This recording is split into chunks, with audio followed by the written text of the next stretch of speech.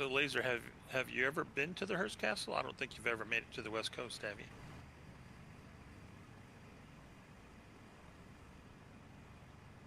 you? Yeah, it's pretty cool.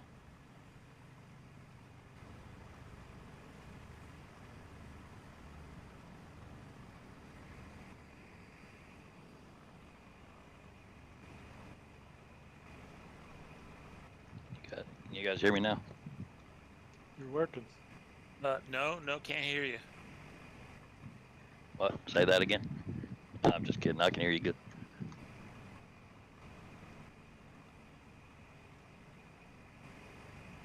Yeah, that was off. Plus my velocity 1 yoke and throttle quadrant was all. It kept blinking on and off, on and off. So something was interfering with that too.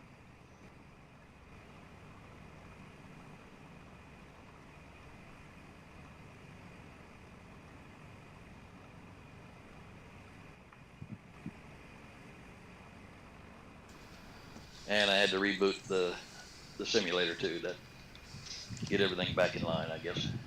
I just realized I said my greetings to the people watching the stream, and I didn't even have my microphone on. So we'll do that again. Hey guys, how's it going? I'm your host Lazerbolt. We're flying up the coast of California today in these fancy Opticas, and first thing we're going to do is check out the Hearst Castle.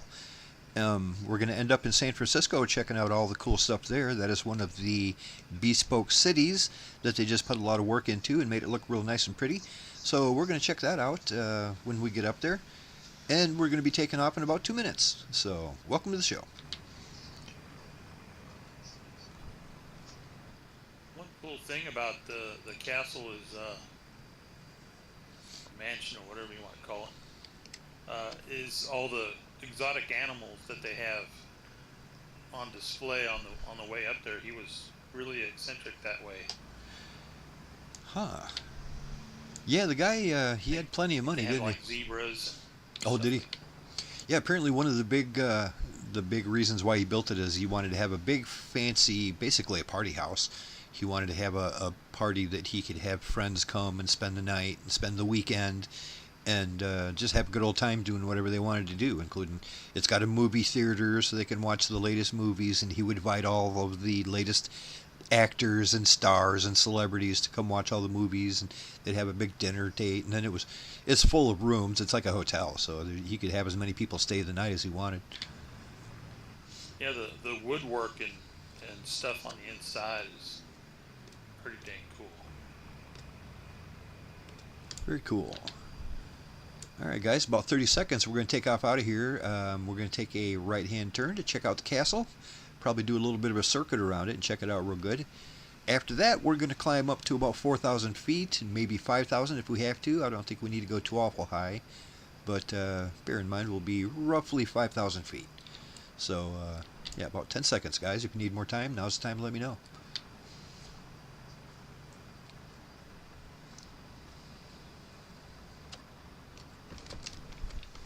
Dang, the label on there says no. And we're rolling. Maneuvers.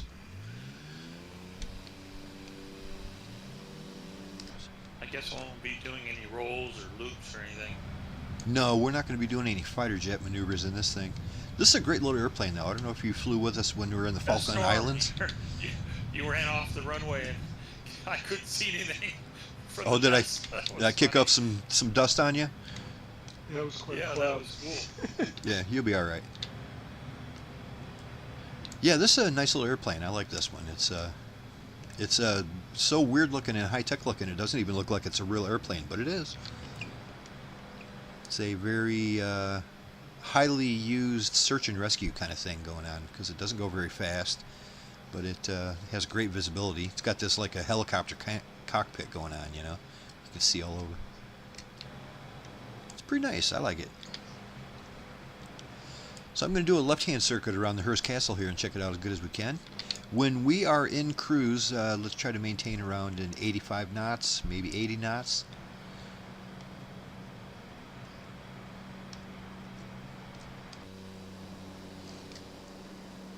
It's a nice looking bird, though. I switched over to that Scout livery. It's got the red bulb in front.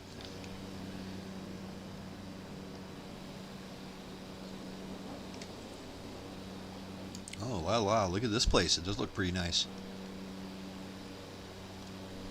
You got the road heading up there to it and everything. I think back when he built that, he was one of the wealthiest people in the country.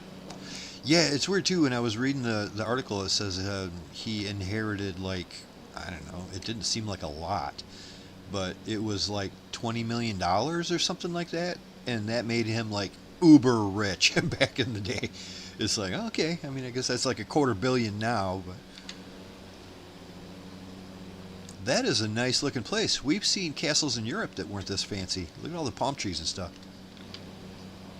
Big old parking lot going on. Apparently now it's, of course, it's just a nice little museum going on. But that is a fancy looking place. I like that. Just broke in to let you know, I visited the Hearst Castle in detail way back in the 70s. Very nice. Apparently it's quite a place to go visit. Yeah, I'm Yes. impressed with that, how it looks. That's cool.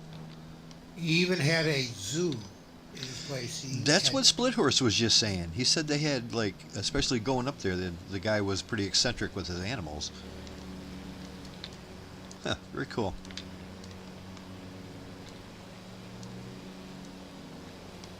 That is Sorry, one hell of a nice looking place. Like I said, it looks nicer than most of the castles we've seen in Europe. Just modeled wise, you know. Yeah, it's owned by the state of California now. It's he sold it to California as a museum.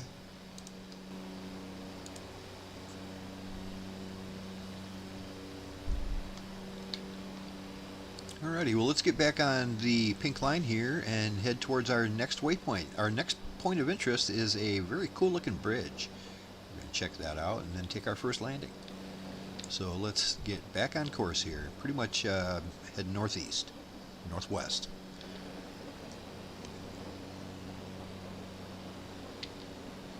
Hey, we got the blathering backstage saying, "Laser, how's it going?" I'm guessing that's probably producer Steve, maybe Ken Knapsack. They got the blathering backstage channel going on, and I'm pretty excited about that. I already like the blathering show that's on Ken Knapsack's channel, and this should have a bunch of extra stuff kind of related to that. That's a very fun program. I like watching that every time it's on. But yeah, guys, check out that blathering backstage. They're going to have all kinds of good stuff on there, if you like being entertained and informed. We also got, yeah, producer Steve going on here. He says he's on the wrong account. Producer Steve, these airplanes we're flying right now, this is the Optica, the Edgley Optica. It looks like a sci-fi space vehicle that doesn't exist, but it actually is. It's a real airplane. They use it all the time. They use it a lot in like Australia for flying around the outback, and it makes a really good, well, this one is a scientific research kind of one. It's got the fancy camera down below, but it's really good for search and rescue missions because it's got great visibility and it doesn't go very fast, so it's perfect for search and rescue. You guys notice in the front seat it actually has 3 seats, not just 2. It's a little weird. It's like your co-pilot sits right next to you, like practically in your lap. He's got a seat right next to him.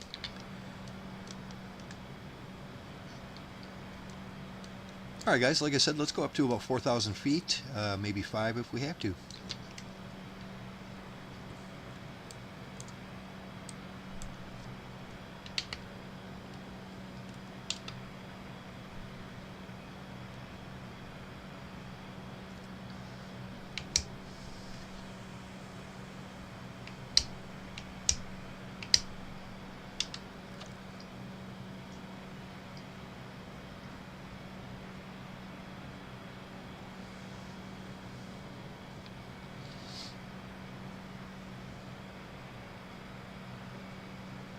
Yeah, it does. It does look a little bit like one of those ornithopters from Dune.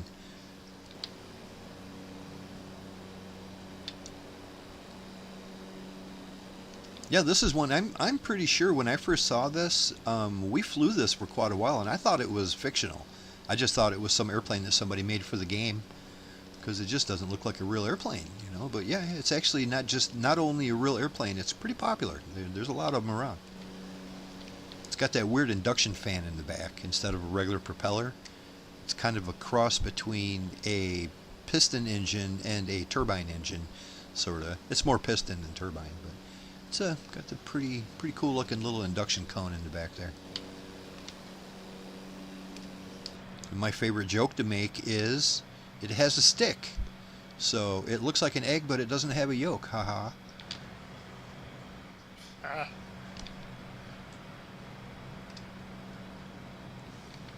And it's weird that it flies with a stick instead of a yoke. It's kind of like a little jet fighter or something.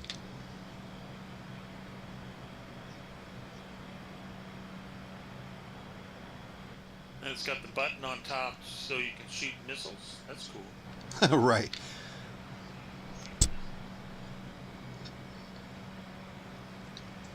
Steve, I would love to see you join us one of these days. We have a good time around here. We keep it pretty casual, you know. We don't stick to the rules too heavily to make it not fun to fly. So yeah, we just try to have a good time, keep it casual. We fly casual like Chewbacca. I always recommend to people too that if you don't have the flight sim, and this is the new sim too, not the 2020 version, this is the 2024 version. If you don't have it, a great way to get it is through Xbox GamePass. So Xbox Game Pass, you can get it on there for, well, quote-unquote free. You're paying for Game Pass. But the sim itself is over $100, and that's just for the base version. So it's quite an expensive program. It's a good way to do it if you have Xbox Live.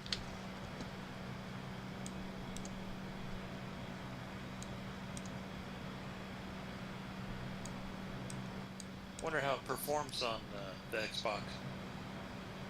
I bet it performs pretty good on the current Xbox. Most console games do actually perform pretty good. All the consoles are the same, so it's easy to make a game that works well with it, you know.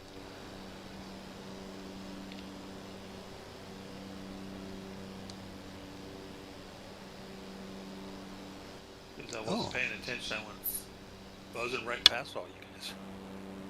I see producer Steve has played a little bit of DCS. Yeah, our community here at msflights.net is the community we fly with. Been doing it for 14 years every Friday, and yeah, I see he's played some DCS as well. We have a nice DCS room here. I don't know how often those guys get together and play anymore, but they used to be pretty hardcore about that. They would love their DCS. Has it been 14 years? Yeah, it's been more than that actually. Yeah, been more than that. It's been 14 years since we wiped the website. At one point, the website just wasn't cutting it, and we'd already been doing it for about maybe 5 years or so, and then Kalo, the owner of the website, just wiped it clean one day. Just started fresh, and it's been 14 years since that.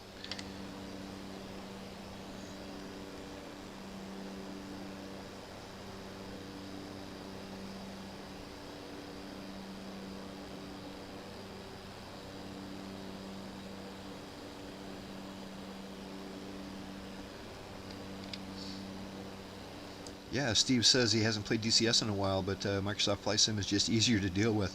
That is true. That is true. I've never been a huge fan of DCS myself. Don't hate it or nothing, but I'd rather just fly this. I'd rather fly than shoot at stuff, you know what I'm saying?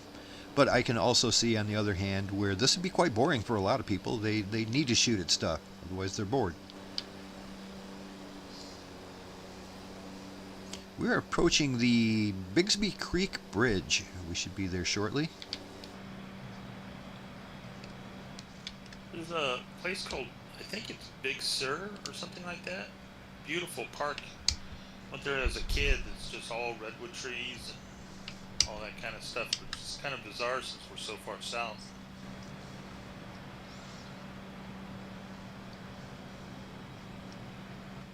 Sweat Horse, you live here in California, don't you? I do. Not this area? No, Northern California. Northern, okay. Yeah, I guess Longhorn is on his vacation right now, isn't he? He said he was going to take his RV and go visit his sister who lives somewhere near Las Vegas, something like that. So we want to see him tonight. Hopefully he's having a good old time. Needles or something?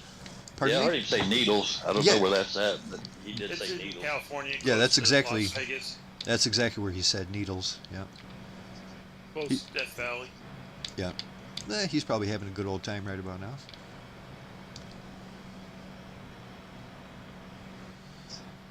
This is one heck of a trip on Highway 1.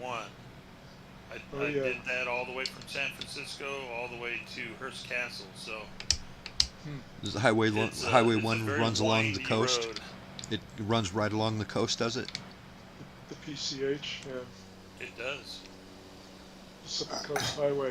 When I was young and stupid, I rented a Ferrari 308 and drove it from LA to San Francisco. Had it up to 165 miles an hour on the PCH. Long trip. Accent on the young and stupid. Highway 1, Sense. that'd be, I'd get car sick. And I don't even get car sick, but going Just- that fast around yeah. those corners. Just sick of Crazy. being in a car is a whole different thing. Yeah, I didn't do it the whole way. I just got it up to 165 in a real straight area. I see Travis dropped us a little note in Discord saying he won't be joining us tonight. So, yeah. Have a good time, Travis, whatever you're doing. We'll see you next week.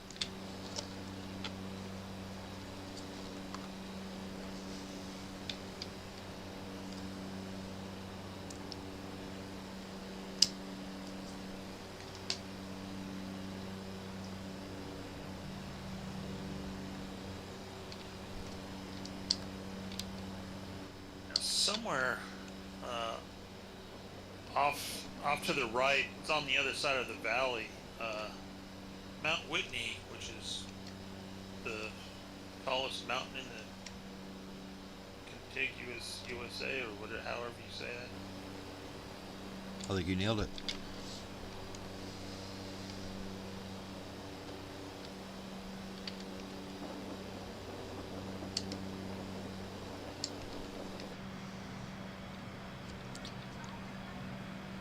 Yeah, I'm actually managing to hold a rather comfortable, gosh, what would that be, about 95 knots?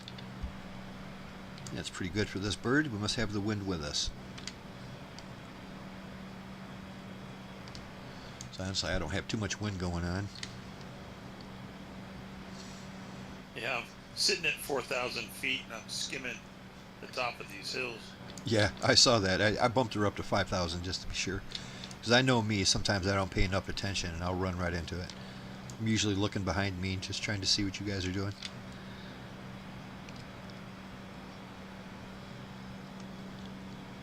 So did you guys notice that cool little, I don't know, if you're using the same version of the Optica that I am, it has a FLIR system, a forward-looking infrared camera. You can even turn it on. Yeah, see to the I got right. the Scout. Yeah, there you go. I took that one too, the Scout. It even works. You can turn it on and it shows everything. Well, works in quotation marks, actually. Because I was really hoping that it would help me find animals. Like when I'm flying around in like Africa, I'm trying to find all the animals and get pictures of them. And some of them are really hard to find. So I figured what I'll do is I'll put it at nighttime, and then I'll fly around using that forward-looking infrared, and I should see some animals. But they don't show up. It doesn't show up heat signatures like that. I don't know what good infrared cameras is if it doesn't show up a heat signature, but it simply doesn't work. It does show your terrain perfectly, so I mean, it gives you some night vision as far as not hitting something, but it's not going to help you find an animal. Disappointed. Well, that's a lost opportunity by the program. Yeah, exactly. That's what I thought. I even pulled up and parked right next to a big herd of giraffes and then pointed the camera right at them, and they didn't show up on the camera at all. Not only were they not glowing, they were completely invisible. They weren't even on camera, which is a little odd. I mean, at that point, it does make you wonder why they bother putting it in there in the first place if it don't even work. I mean, I know the actual aircraft has it, so why not put it in there? But why make it so you can turn it on? I mean, if you can turn it on, you would expect it to work, right? Might do something in one of the career modes. There might be. Yeah, I can see where they might be able to like program special missions for this. And then like, when you get to what you're looking for, it will actually show up on the map or on the screen.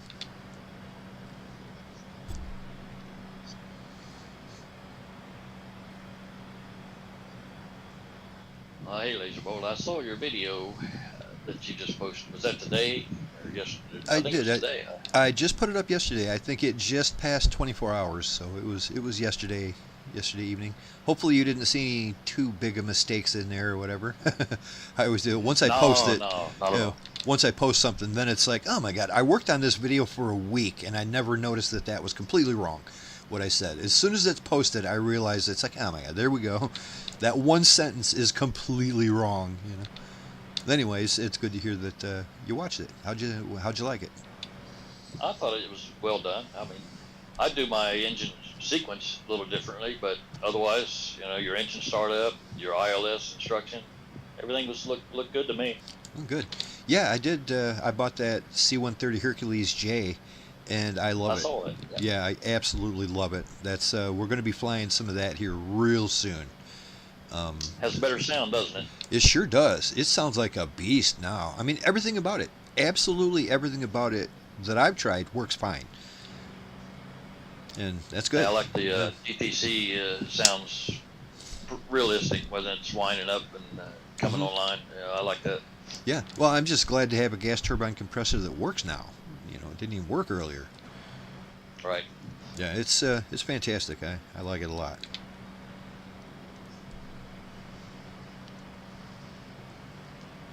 The one thing I really haven't checked, but I'm not sure that it works. But like when you're trying to do an ILS landing and you set your like navigation radio, you set it to your like 110.3 or whatever.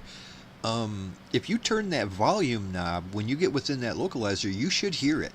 It'll sound like Morse code. You'll hear Morse code coming over your radio, and that's how you know when you're close enough to the ILS to actually latch onto it.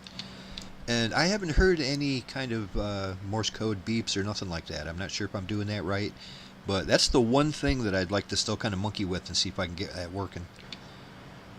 I didn't even think about that. I didn't try it, so. Yeah. Well, I know it's the one thing I haven't really messed with it is because it has a volume knob right next to your navigation radio, and the volume knob is already at full. So if I can't hear it now, moving the knob probably ain't gonna help, right? Yeah, probably not. Yeah, they might not have put it in there, but other aircraft do have it. I do hear it in other aircraft, but it's super helpful too because the way our flight plans are set up. The flight plan says we're about 20 miles away from our next localizer, but we're really 30 miles away from the airport. You know what I mean? So it's nice to have that Morse code let you know when you're within range of that feather. Because it usually the feather appears when you're about 26 miles out. But if you can't tell that you're 26 miles out, you just got to kind of guess.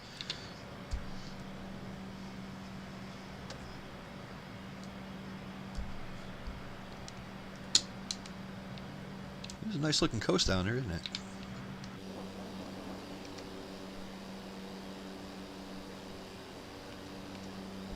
So is this, it seems like this coastal road here would get a lot of traffic.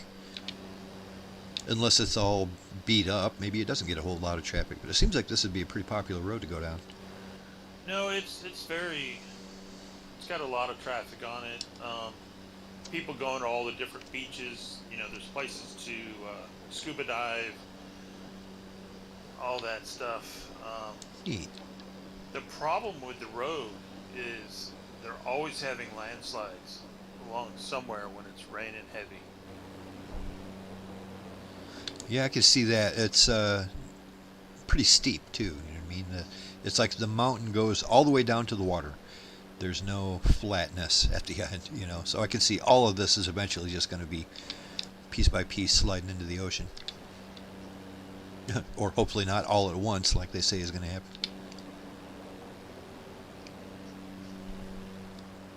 Another thing is a lot of people who, inherited their house built by their parents along the coast there, you'd expect as you're driving by to see these nice mansions along the water, but that's not the case because all these houses were built back, 50s, 60s. They're all When you could old. afford to buy some land around here. Exactly. Well, it was expensive back then, but now, you don't want to sell it, but you can't tear your house down and rebuild another house because you're not paying hardly any tax on it. But if you tear your house down and build a new house, then you'll be paying taxes on a. Oh, I see. The old ones are house. grandfathered. The old houses are grandfathered in, huh? Exactly. Ah, yeah, that'll keep you from building here. It was Proposition 13 when that came out back in the 70s or something like that. It locked your property tax in, and Governor Newsom has been trying to repeal that, and he doesn't have the support, and he can't get it passed. If you've got property around here, you probably have less and less property every year. I'm guessing. If it's right here on the shore. But it's like solid rock, and it doesn't disappear very easily. Yeah, Lake Michigan has a lot of that too on the shores, to where it's always eroding away. That's how nature works. It's always going to be chipped away. And there's a lot of people who, when I was a kid, we had this huge front yard, and now the house is getting ready to fall over the cliff. So I lost track of Control Freak. I don't see him anymore at all. He must have just gone way up ahead. Off to your left. Yeah, I'm off your left wing. Yeah, I see him off our left wing. Oh, okay, yeah, there he is. I saw somebody over there, but I didn't see a name tag. Now I see the And name I'm right tag. on your 6. I got you there. Holding steady. Yeah, this one thing good about this bird is it is easy to fly and it's solid as a rock. It's very stable. That autopilot sure helps, though. It always does, doesn't it?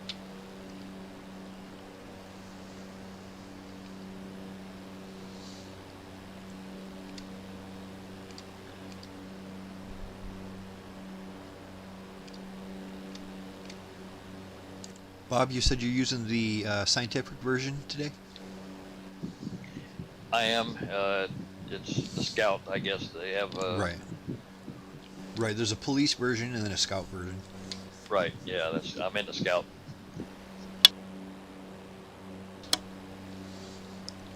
Looks nice.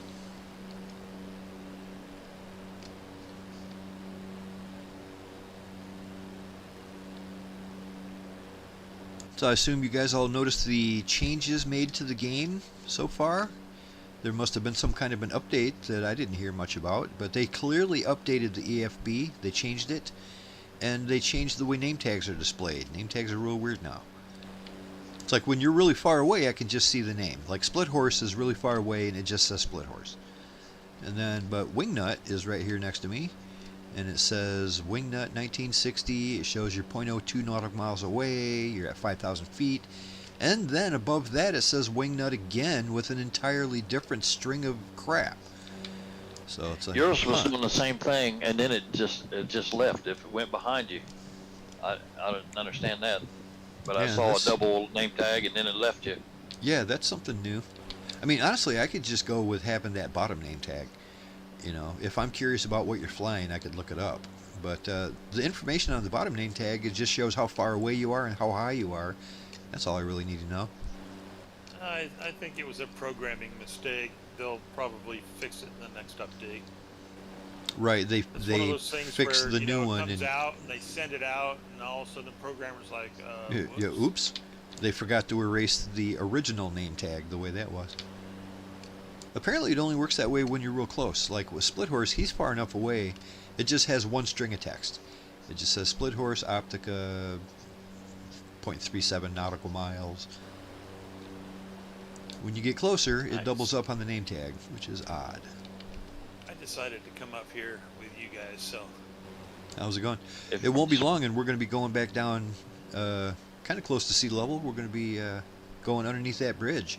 Count on going underneath the Bigsby Bridge. Split Horse, look behind us and see if you can't see Lazerbolt's name tag back there at 8.4 miles away. Really, my name tag is way back. Yeah, I see your name tag behind us, almost 9 miles away now. Really? So yeah, there's definitely remember- something wrong with that.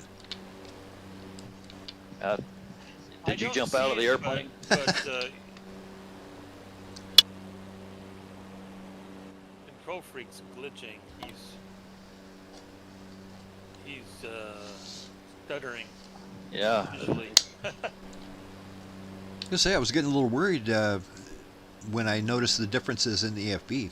I didn't realize they changed anything, and I was just like, what's going on with my EFB? How come everything's not where it's supposed to be? I couldn't even figure out how to Yeah. load my flight plan. I'm like, how do I load a flight plan? It's not here no more. And then, of course, I noticed all the crap at the top of the screen where they moved everything from the side to Yeah, the top, they did basically. the sim update too, took effect. Well, once I get used to it, it seems to work just fine. This time, at least, it didn't add a bunch of weird procedures like it often does. You know, a takeoff procedure and a landing procedure. I usually have to go through and erase all of those. It didn't do that this time. Apparently there was a lot of fixes and changes. I mean, it would take you an hour to read the whole thing. Well, good. Some I'm not cosmetic familiar with and some all of them, bug but- fixes and all kinds of stuff. I'm Yeah. all for it.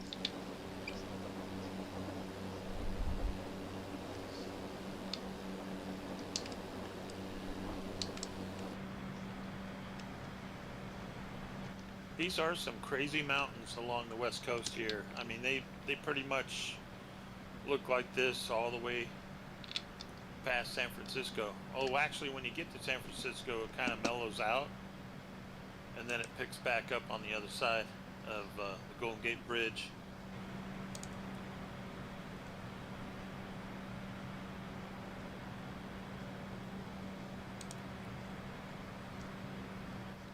Where I live in Paradise, California, I'd love to go to the beach. It's not like I'm that far away, but the only way to get there is to go over mountains like these on a small 2-lane highway that winds and goes up and down, and it's like, from my house, it's almost 3-hour drive to the Oh coast. boy. And you better pay attention when you're driving on a road like that.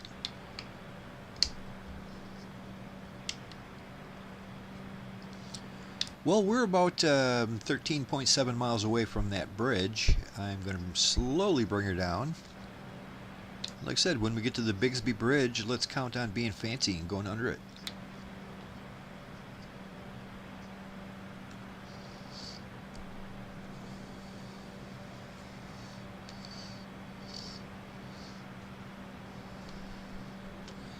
Yes, next week I definitely want to have a C-130 flight. Let's get back in those herky birds and do some flying around now that they work properly. I thought I bought it last Friday after our flight, and when I loaded the sim back up earlier today, it said that there was a problem and that they didn't charge me, and so I didn't buy it. Oh, I see. Well, if you're going to buy one, make sure you get the C-130J for 2024.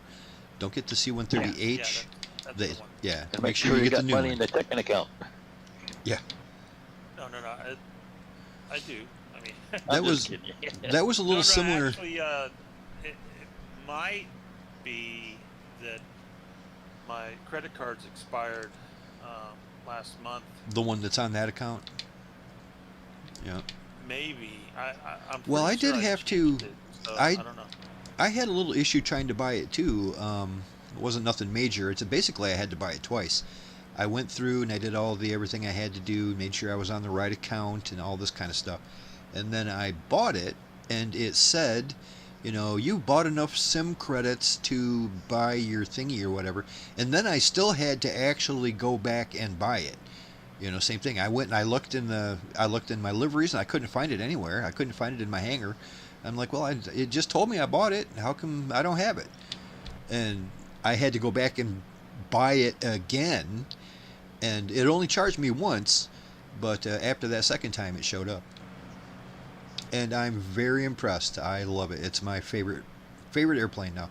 The Hercules has always been my favorite airplane, and now this is my favorite version of it. I don't know if you noticed, but if you're not careful when you're making a turn on the taxiways, you'll put it on its wingtip. It Yeah. seems to be a little more sensitive than before. Yeah, it does rock back and forth pretty good. You got to be careful. And it's got those long wings. Well, I don't think we're going to be able to see the bridge until we get right up on it, because it's going to be just over the other side of these hills here on the coast. But when we see it, go down and hit it. Well, don't hit it, but go under it. Funny thing about this bridge, if it's the one I'm thinking of, when you're driving up to it, you can't see it, and then you drive across it, you have no idea what it is until you get to the other side and the road curves. You look back and you're like, holy sh! It always makes me Did I nervous just driving drive over. across this tall thing off? Yeah, bridges always make me nervous for some reason. I don't know. It just gets to me, especially when I'm in my RV. I took a trip to Arkansas last summer, and had to drive over a couple dams. You know, and you ever drove along the top of a dam? That is a creepy feeling, man. I just felt like it was terrifying. I was absolutely terrified. I was white knuckle gripping the steering wheel the whole time until I got done. And it's just like, oh my God, you know, I'm not scared of heights or anything like that. I love airplanes.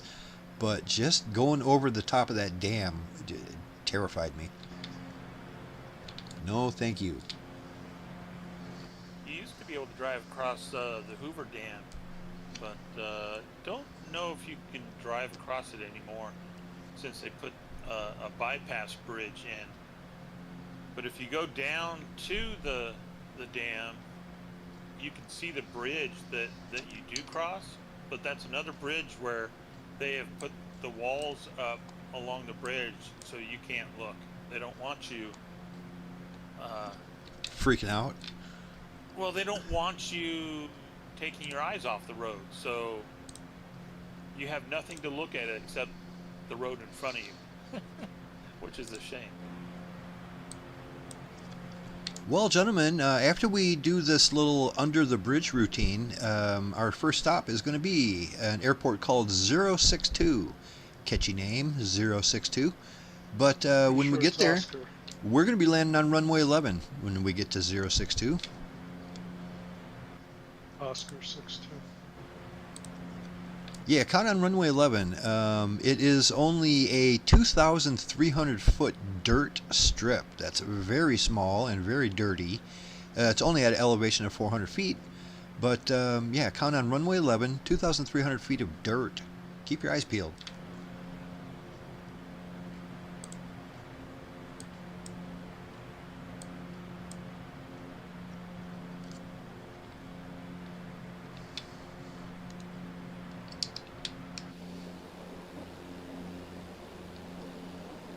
I don't even have a POI marker yet because I think it's behind these hills.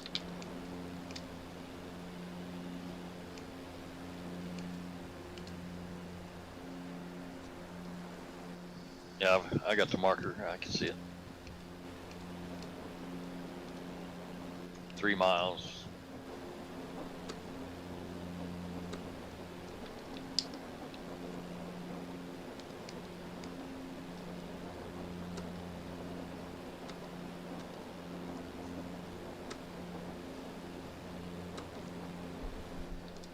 Looks like it would be more of a challenge if you come at it from the water side.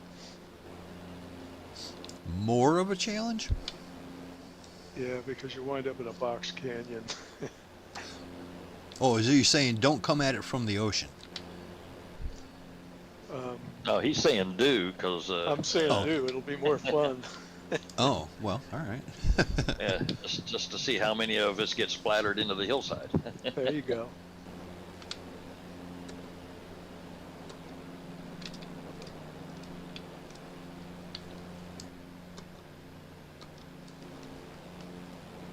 So you want us to do this in a plane that actually has a sticker on the inside saying no acrobatics. That's good. It didn't say bridges.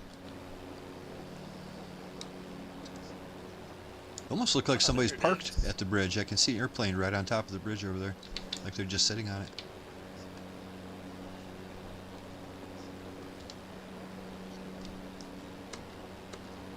Yeah, for some reason I do not have a POI marker over there. But anyway, I'm going to swing out over the ocean and go underneath that bridge. It's quite a tall one.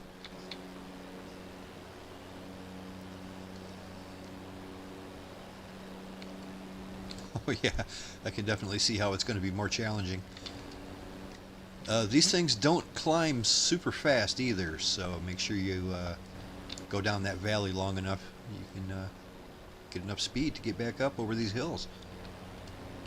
Because we're taking a direct, looks like northeast to get to our next runway.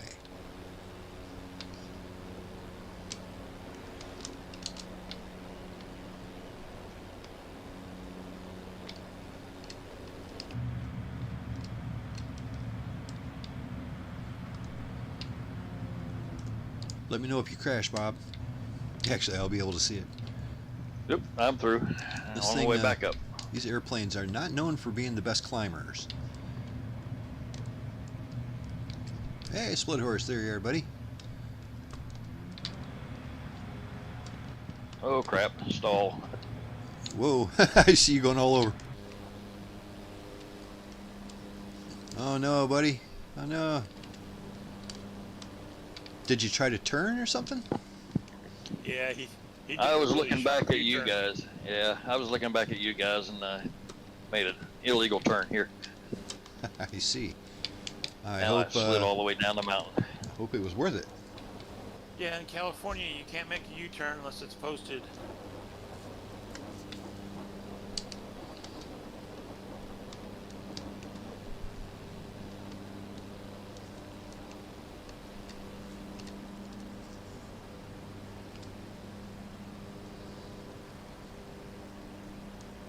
Yeah, there you go. It got back in the air.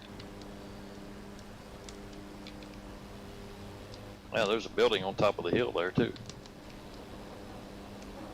I got a glimpse of that as I was sliding down the mountain. I'm a little surprised there's not more buildings around here. I mean, it does seem like, I mean, it's a little bit in the middle of nowhere, but it'd be a nice place to live. If you're up on the hill instead of down by the water.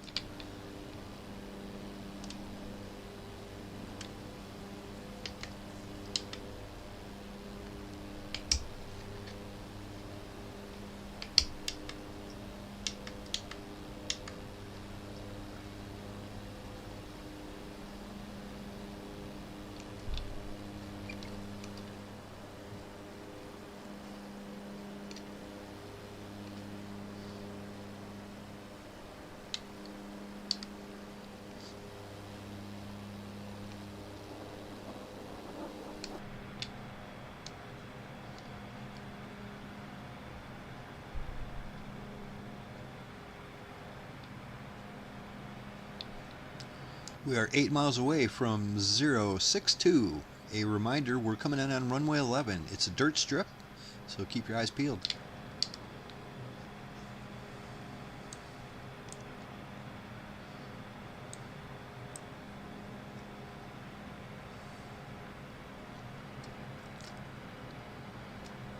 It'll be somewhat close to straight in, not exactly straight in, but we're in the neighborhood.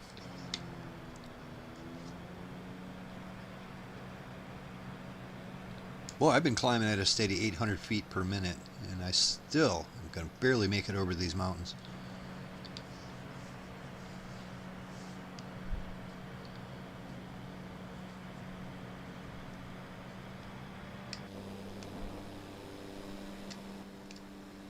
Now that you mention that, I'm not at an altitude to cross them, and I'm getting pretty close. Yeah, I noticed you're down there a little ways. You better start climbing. It gets higher and higher as we go.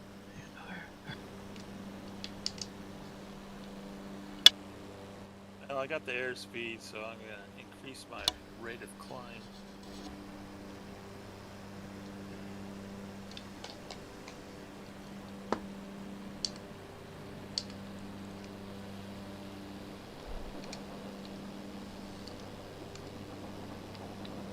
Yeah, barely made it.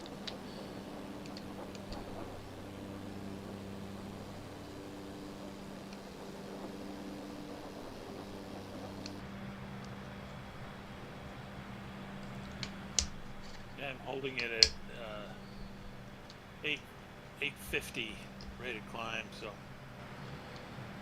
Yeah, that got me there, but just barely.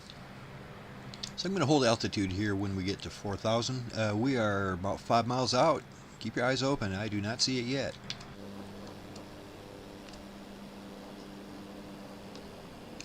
I do see Control Freak over there. Maybe he's at the airport already. Yeah, I'm down and clear.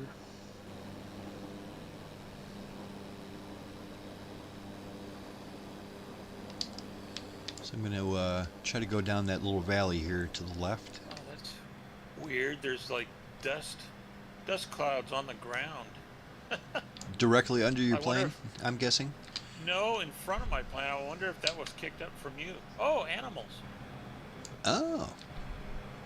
I've got some deer down there or something. Actually, since we're hitting runway 11, I might want to go to the right here a little bit. Let's do it that way.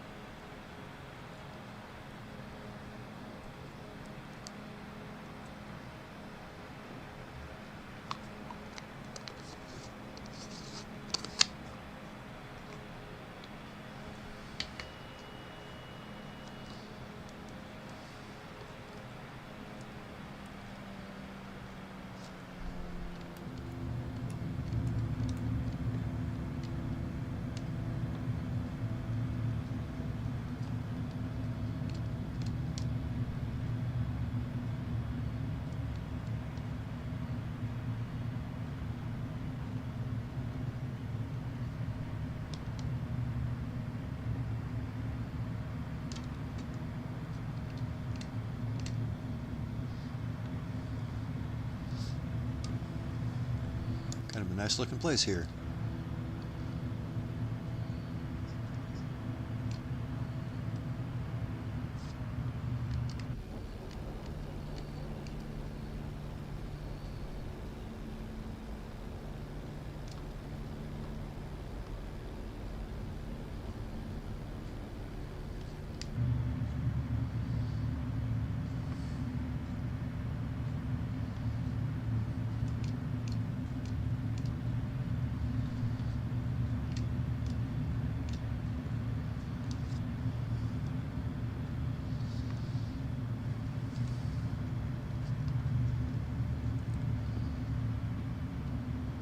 It doesn't look like a small airport. They just couldn't afford to pave it, I guess.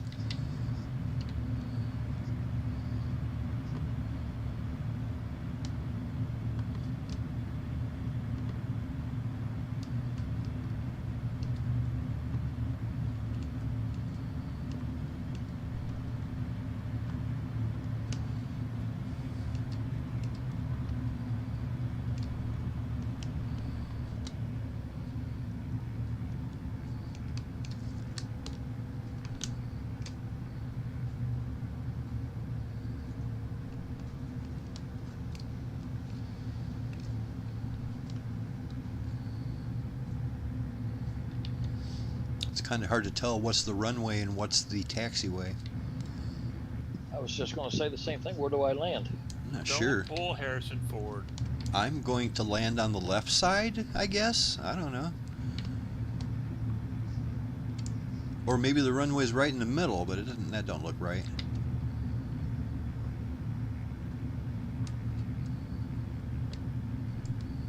Lazerbolt's on final for runway 11.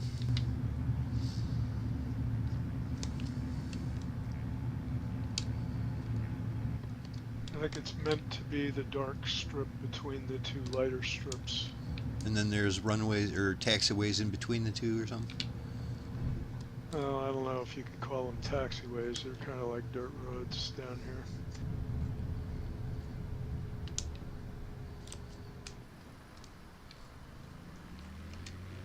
Very odd. Yeah, it's a weird one.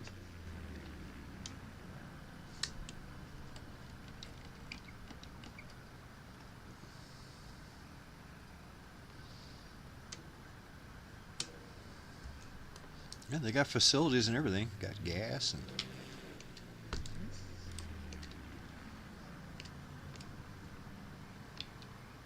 Pretty cool. Seems legit.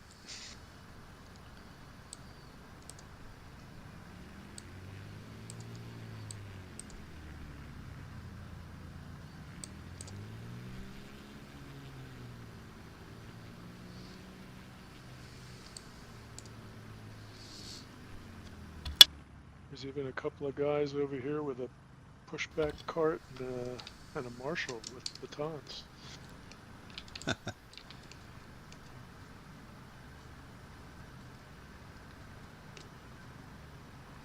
Control Freak, did you change airplanes?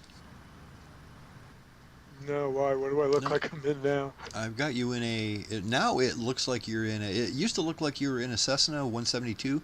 Now it looks like you're in a Grand Caravan. But it still says you're in Yeah, a I always 208B. was. This Yeah, is... I always was in a caravan.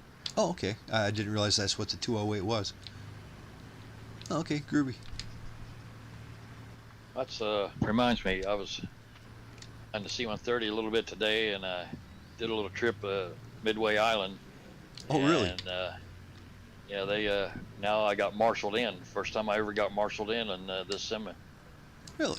Yeah, in 24 they just added it with SU2. They didn't have marshals before that. That's kind of interesting. Yeah, I don't know if this middle part is the runway, but I'm going to count this as the runway. So let's go ahead and take off out Yeah, of here. according to Little Nav Map, you're on it. Odd texture though, isn't it? Sure is. This is a decent sized leg, so let's climb up to, I'm going to go to 6,000 on this one. When we get done with this next leg, we will be in San Francisco. So after that, we're going to take off and check out San Francisco. And our final stop is going to be Oakland County Airport.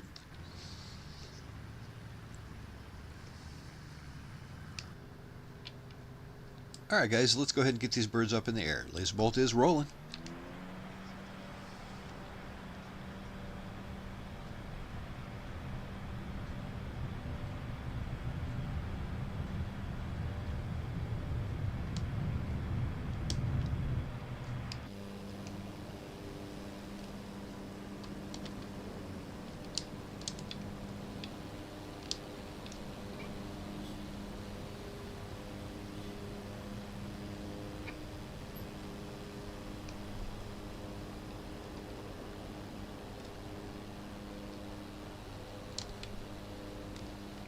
These guys was kicking up a lot of dust there in front of me.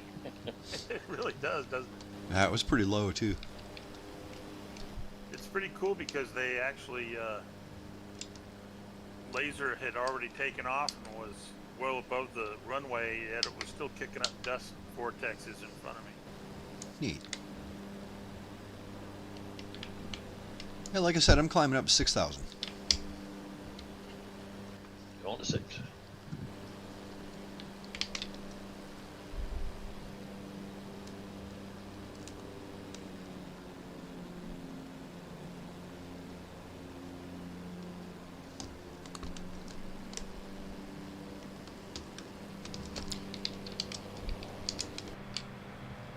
I do not know why I am stalling.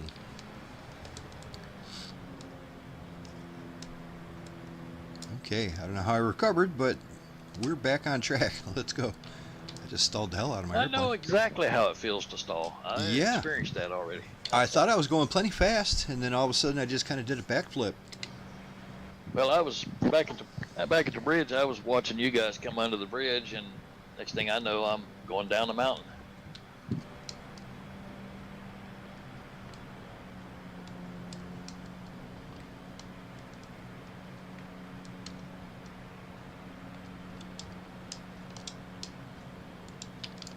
let's try this again.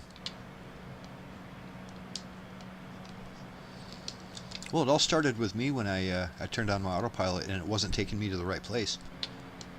And so I turned it off and I immediately fell out of the air.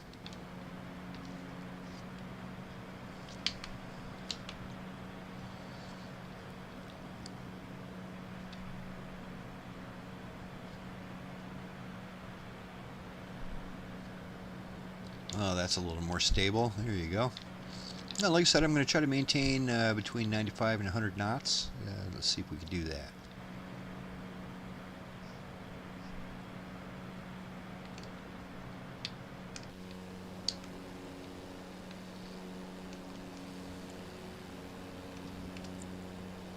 The water down there in that river looks really nice. I like how you can see through it.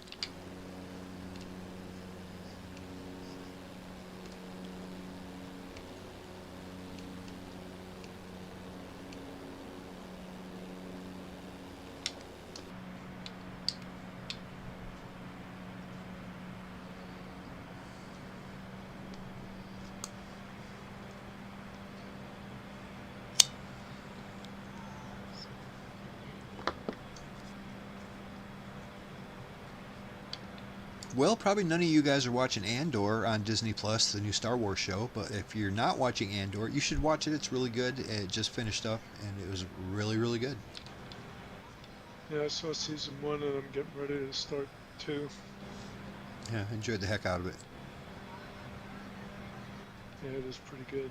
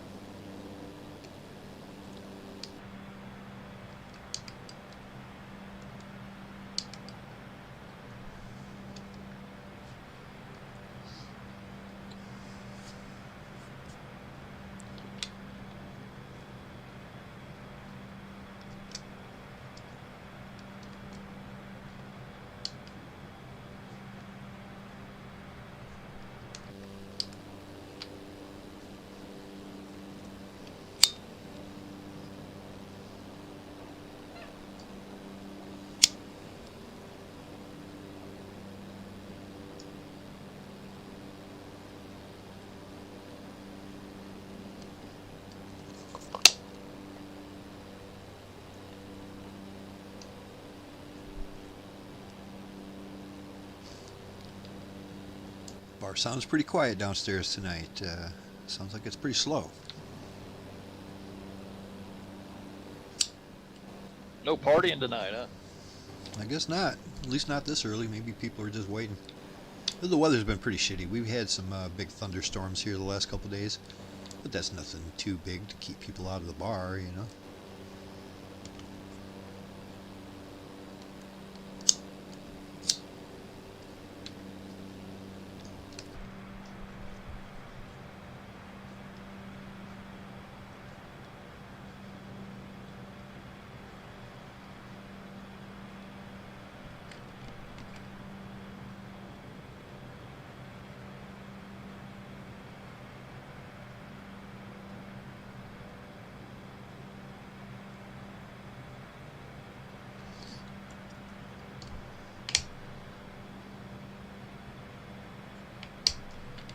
I'm going to change my mind here and just hold my altitude at 5,000.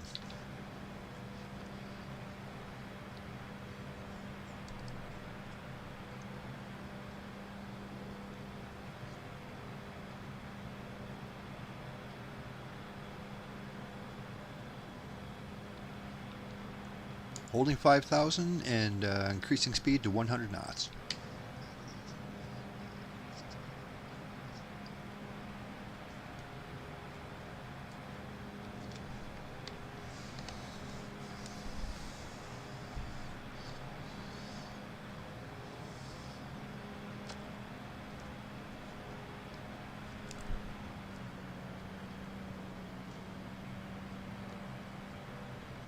I don't know if this is that's Monterey coming up in the distance, or if this is Monterey Bay. But in Monterey Bay, that's where I took my my diving classes.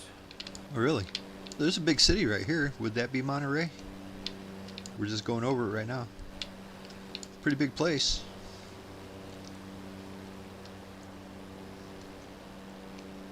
You say diving classes, you mean like scuba diving? Yeah, this is Monterey. Yeah, I did my basic diving class and my advanced diving class here. Scuba Cool. diving. Went somewhere right along here, probably back behind us to the left where it kind of jets out right there. We swam out a ways, and the ocean just drops off right there, and we swam down to 130 feet and camped out there for about 5 minutes, and then worked our way back up to the top. Pretty cool. It's so funny because you're so deep that it's dark down there. You don't see any color.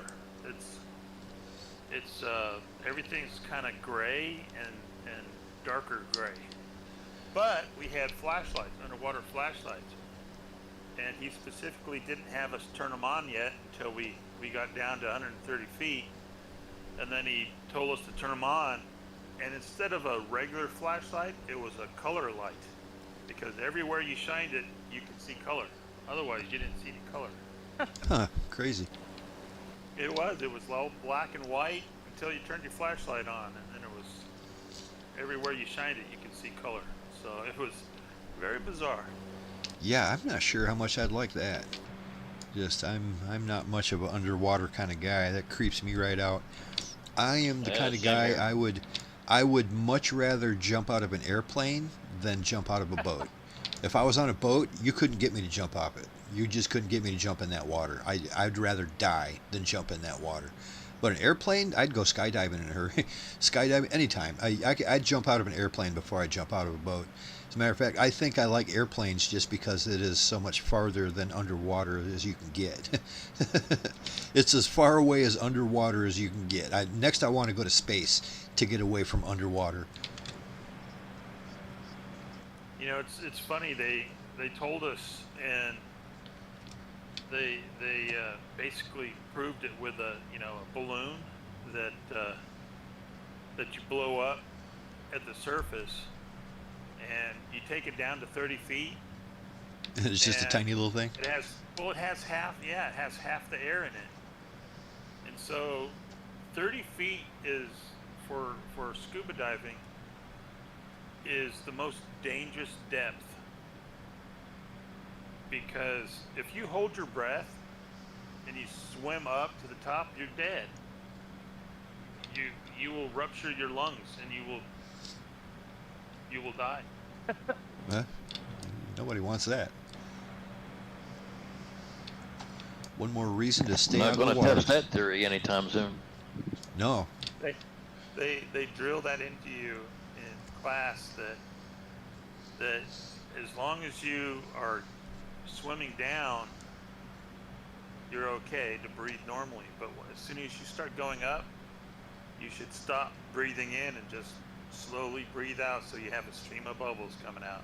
Because as you're swimming up, the air in your lungs is expanding, and as long That as stream you're of bubbles breathing probably out, just you're that okay. stream of bubbles probably comes out naturally then, doesn't it? I mean, it just wants to get out.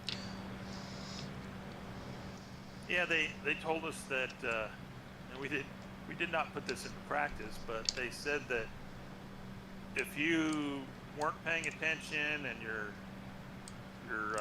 air in your tank, say you're at 60 feet down and the air in your tank runs out, they say don't panic, don't hold your breath, start to swim back up to around 30 feet and take your time to go up as slow as the smallest little bubble you can see, and you won't have to take a breath from 60 to 30 feet, and then hang out at 30 feet, and you'll have at least one, maybe two more intakes of air since it expanded from 60 to 30.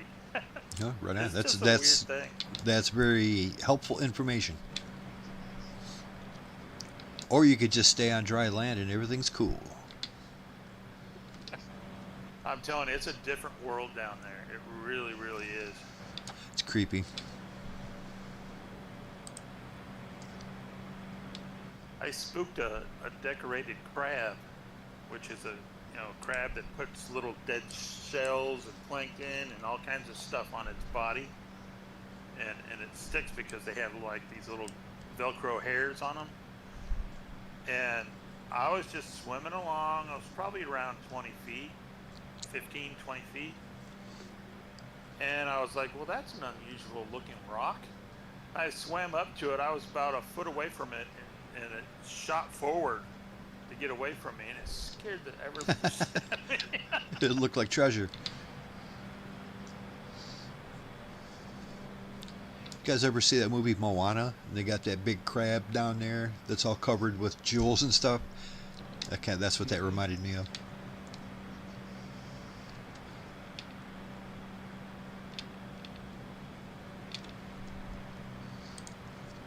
So Yeah, when we get to... No, go ahead.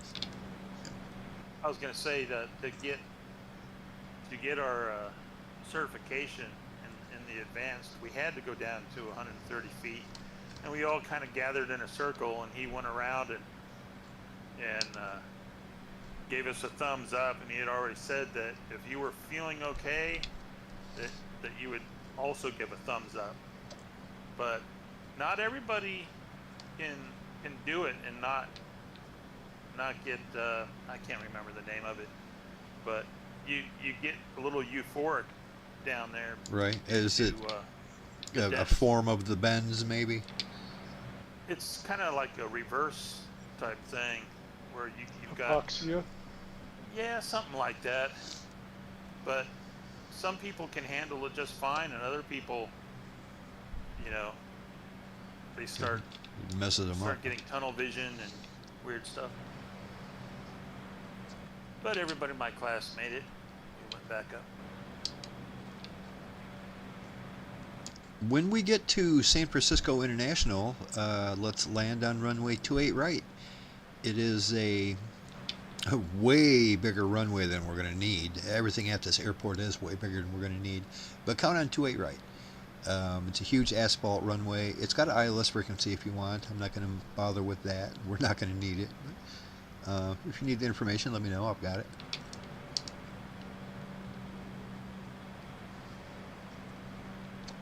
We're 51 out. I figured out why I couldn't get off the ground last week, and I kept crashing to the desktop. Yeah. What was that? I've got a monitor on my computer case that shows my temperature, my case, and graphics card, and all that stuff. And it's got its own software program that runs in the background to display all that stuff. And if I close that out, then I have a blank screen on my computer, but flight doesn't crash. So it's just as long as it stays up. Because it is an actual dual screen setup.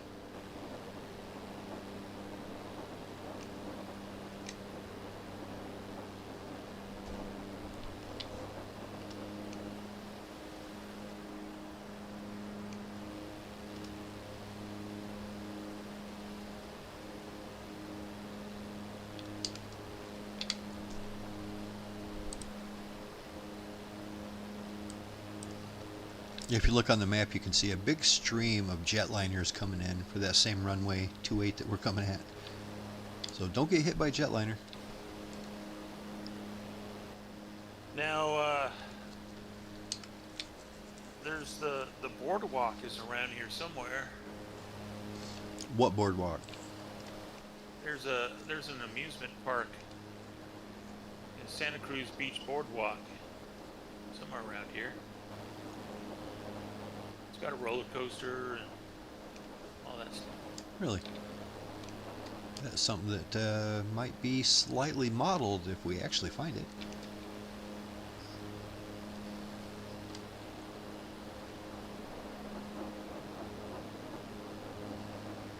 A whole bunch of ships down there in this harbor.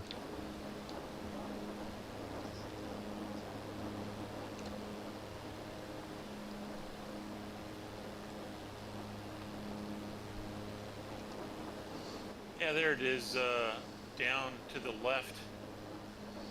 I think that's, that might be it. You're way, way ahead of us. You and Control Freak both are way up there.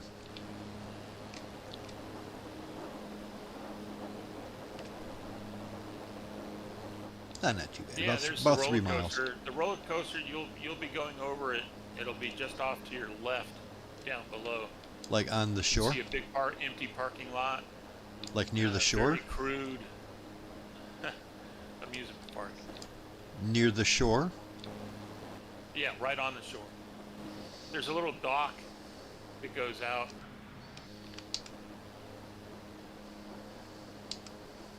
And that whole beach is the boardwalk. So there's kind of different rides and just things for your amusement. I actually spent my senior prom night there. Built Nice. a fire on the beach. Well, that sounds nice.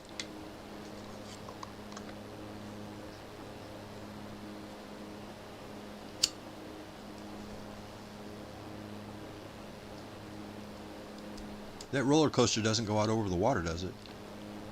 It used to. Believe it or not, it used to, and it was falling apart, so they had to take that part out. I've got something kind of over here on the left a little bit, jetting out into the water. At first I thought it was a jetty or a water break, but it looks like a roller coaster actually. I'm getting closer. It's right out in the water. You can see the stream.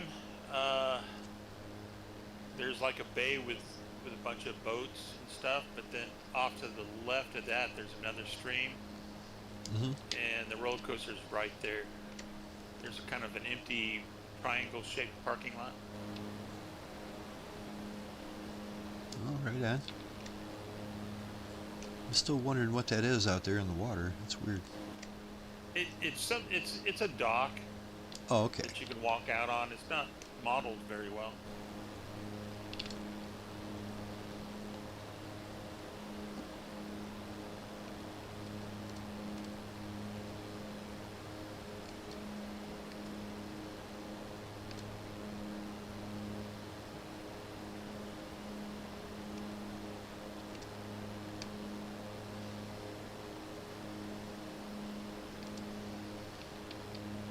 Yeah, this sim sure looks nice. The highway that you see down there is Highway 17 or 880 now, I think they call it. But that's a very dangerous road that goes through these mountains. Very windy, very steep, and when it rains, it's very dangerous.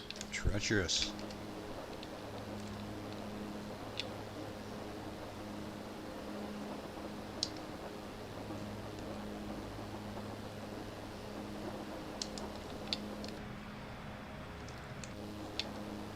Every Christmas, we'd go up into these mountains that we're going to be crossing to cut down our Christmas tree. Well, we don't get much snow around here, do you? Very little. Probably a couple times a year it'll snow in the Santa Cruz Mountains here, but not much to speak of.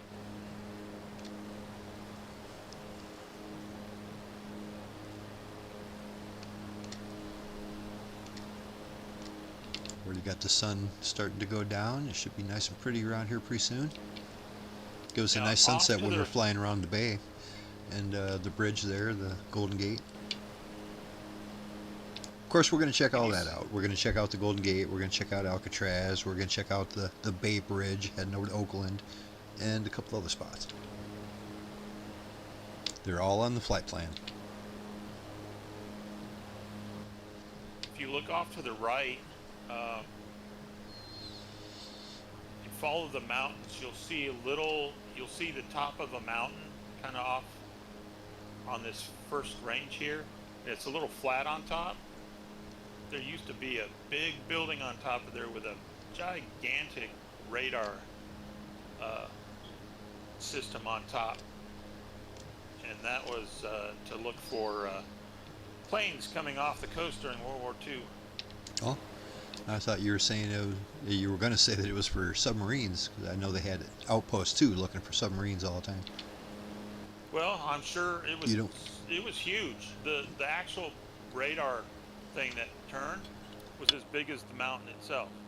So it was Yeah. gigantic. There was a big concern that they would have submarines sneaking into harbors and stuff like that.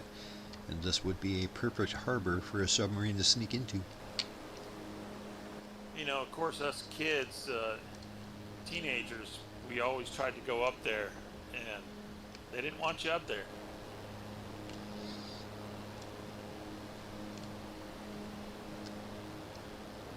Don't even know if the base building is there anymore. It's completely abandoned now. Y'all remember that old ass movie called I think it's 1942 or 1943, the whole John Belushi Yes. film, Steven Spielberg movie? That's what you're reminding me of. Where the guy went up on the Ferris wheel Yeah, up yeah. and stopped it at the very top with his gun. He was gonna shoot down and shoot. Yeah, that's the movie. It wasn't the best movie ever, but it was good. It was good enough. It was a movie.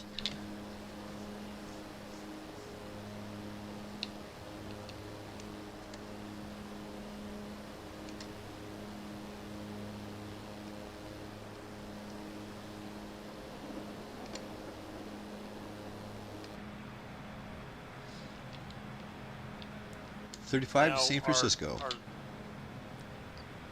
Our last landing, I think you said it was in Oakland, right? Our final stop, yeah, we'll go across the Bay Bridge and end up in Oakland, which is actually super Now- close to San Francisco, but we got a lot of stuff to check out in San Fran. There's also a place called Richmond. It's right next to Oakland, and they used to. I don't know if they used to build battleships there, or just train shipmen to fire the guns, and they would fire the guns there. They would test them there, and my mom was what? She was born in 41, so she always swore to this, her ending days that she remembers waking up, and screaming because they were firing the guns and she thought we were being attacked. Those guns are loud. Those naval guns, holy moly, they're loud.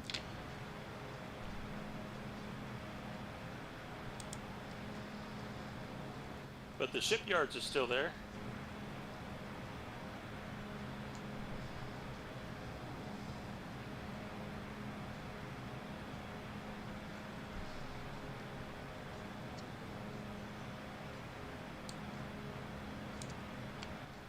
Now, if you look off to your right and see the water, the bay ending right there, that's San Jose. There's San Jose International Airport's over in that direction. And that's where I was born and grew up, was right there in San Jose. Oh, there you go. The beginning of Split Horse. I don't know why I kept the name Split Horse. That was what Xbox gave me when I Oh. signed up for Microsoft Flights. Yeah, Microsoft Flight. Yeah, that was, dude, that was like 16, 17 years ago when we all met on Flight. And then we decided to move over to Flight Simulator. But yeah, a lot of people still have weird names because of that. I believe that's where Coast got his name from. A lot of people have it and still kept it. Like I see, occasionally I see Wingman Tingly. He still uses that same name. I was flying and saw a fella in front of me. I think earlier today I was playing around, and his call sign was too low terrain. He probably hears that every time he flies.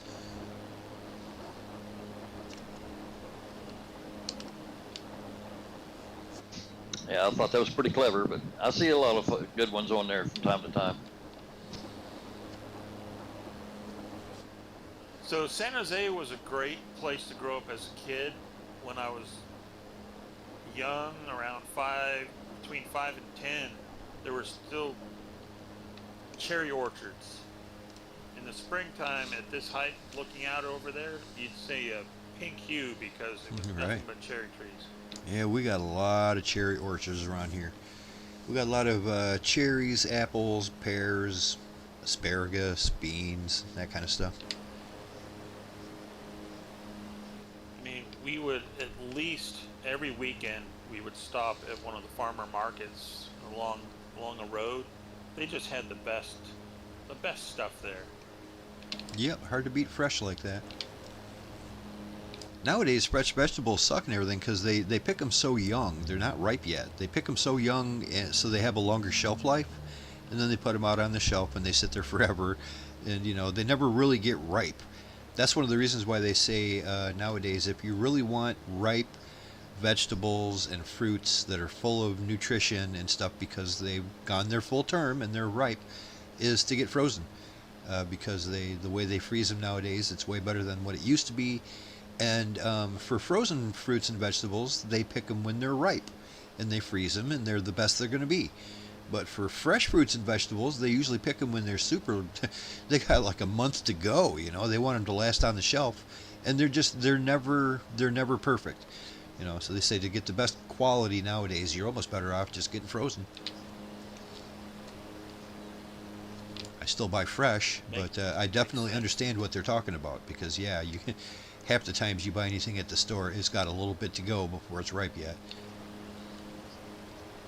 Well, I was lucky. My best friend, his father, had a green thumb, and we all had fairly large backyards. He had a really big backyard, and he'd go out there and plow it up and plant corn, and we always had the best corn.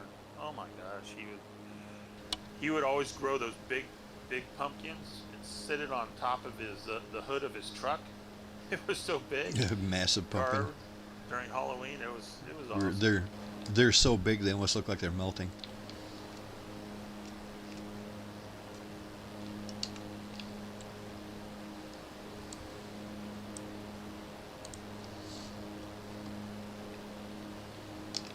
I wouldn't even want to try and drive through San Jose. It's like a mini LA. It's just awful.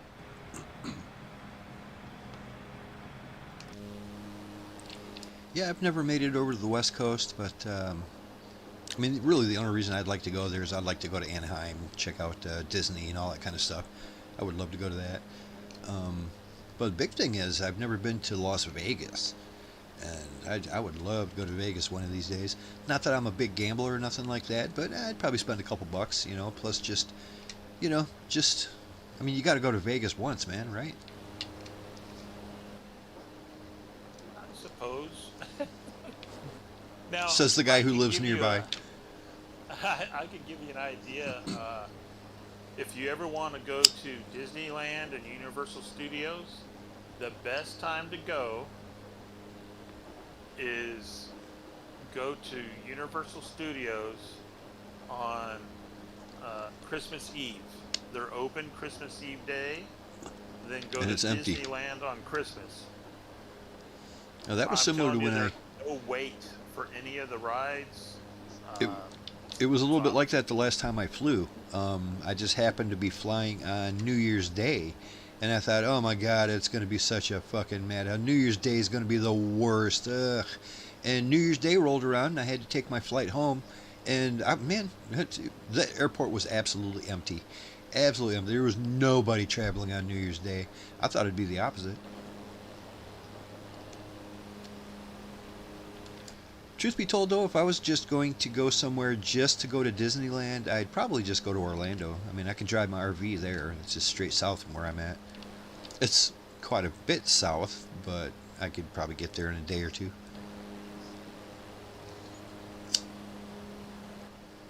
I take that back. It was Orlando. We were living in Tennessee at the time, so. Oh, so that was close to I'm you, like, yeah. Yeah. So my mom and I, my sister and her family were going to California for Christmas, so we decided, you know what? Let's take a trip to Florida, and we'll spend Christmas Day at Disneyland. Yeah, there and you it go. worked out great. I mean, I went on some rides, 2-3 times. Yeah, it was the only Disney experience I ever had was when I was a little kid, real little, probably 5. We went to Orlando, Disney down there. It was great. I mean, I've got very few memories from when I was a kid. I'm not one of these people that, I remember when I was 3 and we went to, no. I'm not like that. My memories start like in high school. Before that it's a bit fuzzy. But I do remember going to Disneyland. I remember my favorite thing was the 20,000 Leagues Under the Sea. That was so cool, just being in. And that's weird because I am so terrified of underwater. But maybe that's why it was so cool to be in that submarine.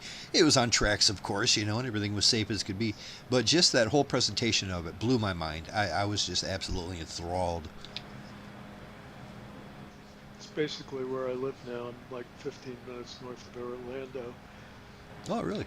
Well, you're real close to where Travis lives. I think Travis lives kind of in that neighborhood. Yeah, a little town called DeLand. Huh, very cool. How do you like it? You just moved from Hawaii, so that's some pretty big shoes to fill. Well, the weather's similar. That's true. It's probably a little bit cheaper, too, although Florida's not cheap. Yep. Nope. But it's definitely cheaper than Hawaii. Yeah, a few more gators here than where I come from.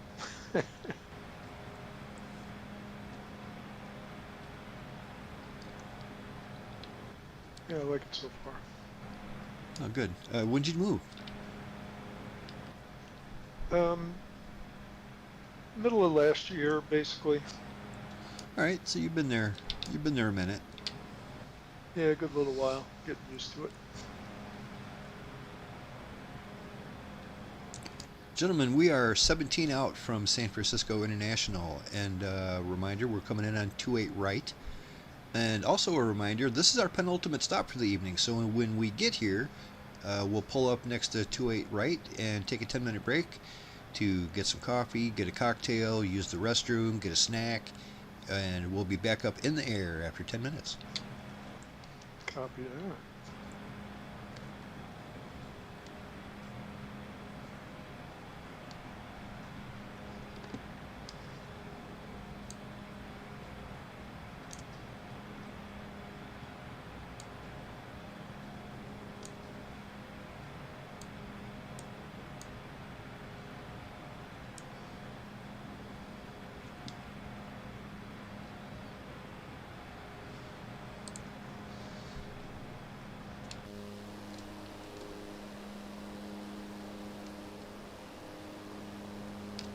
So it sounds like a good place to fly around them Herky Birds next week. What kind of flight sounds fun there?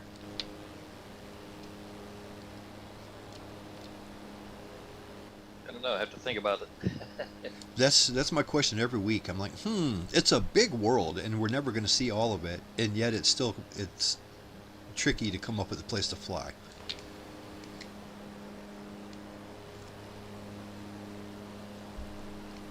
The Hercules is always nice though because it has a decent speed range, and you can get pretty far if you want to. You can be in an area where the airports are few and far between, and still you'll be just fine. Looks like Split Horse is going over to Oakland.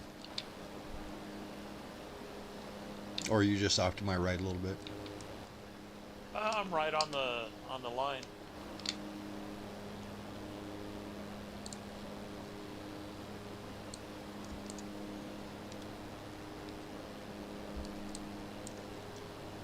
Yeah, after we got take our 10-minute break. To Sorry? a live traffic guy that flew in front of me. Oh, it might. Yeah, it might be an actual. There is a big line of aircraft coming in. It's the same runway we're coming in on. I'm guessing most of them are jumbo jets. And after we take our break and take off, we're going to check out the town a little bit, not just the bridges and all that, and Alcatrazes. We're going to check out Sutro Tower and the Legion of Honor and the Palace of Fine Arts.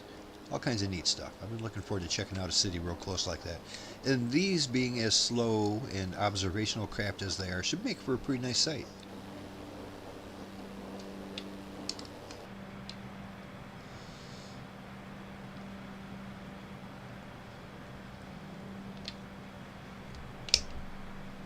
I'm going to bring it down to about 3,000.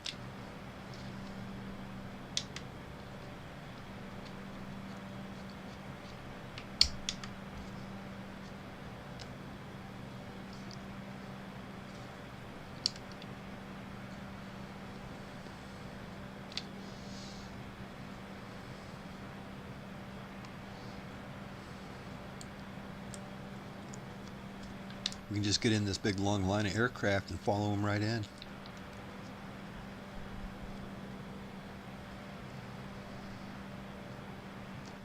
I'm pretty sure it was this airport that, it's been a few years now, but some pilot, foreign pilot, came in and crashed just before the runway.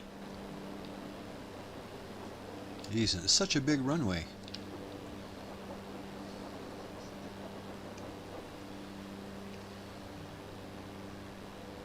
There was a bunch of controversy over what happened because the co-pilot was telling him to pull up, and he supposedly backhanded the co-pilot. Oh, really? Yeah, I know what I'm doing. like I said, for foreign pilots, and I guess that's not unheard of.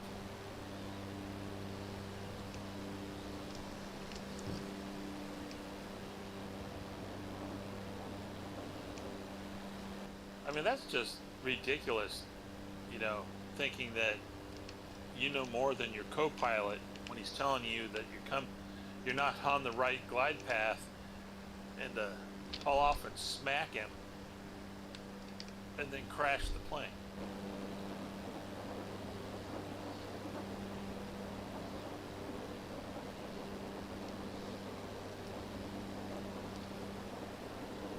Yep, I don't even know what to say about that. That's all bad.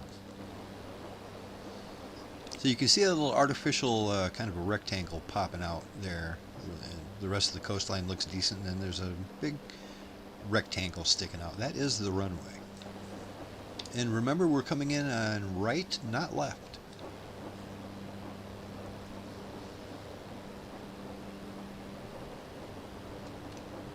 I see a ship down there called the Flying Green Dragon.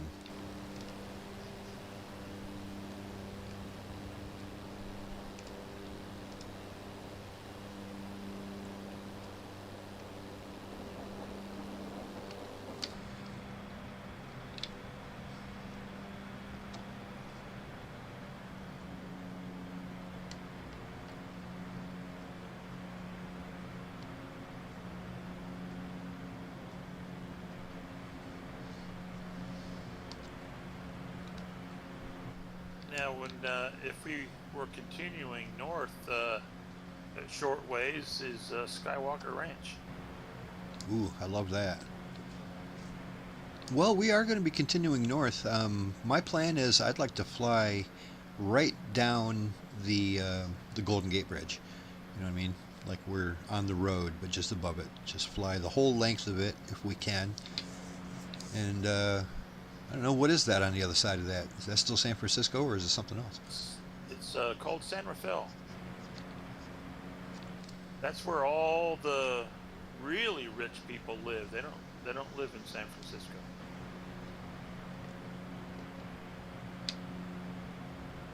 I don't know much about San Francisco, and I've never been there, but I have heard it's not what it used to be.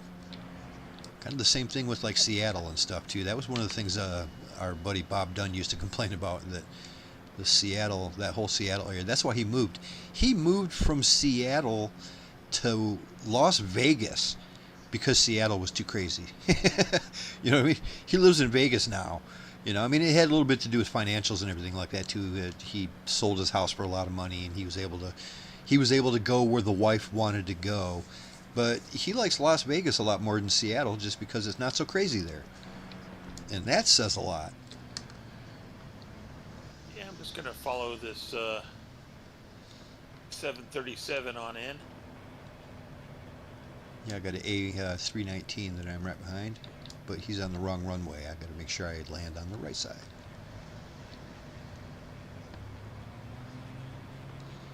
Not sure, there might even be a center runway, but probably not. Don't forget your gear. I only see 2 sets of pappy lights. Oh yeah, you can see them out in the water.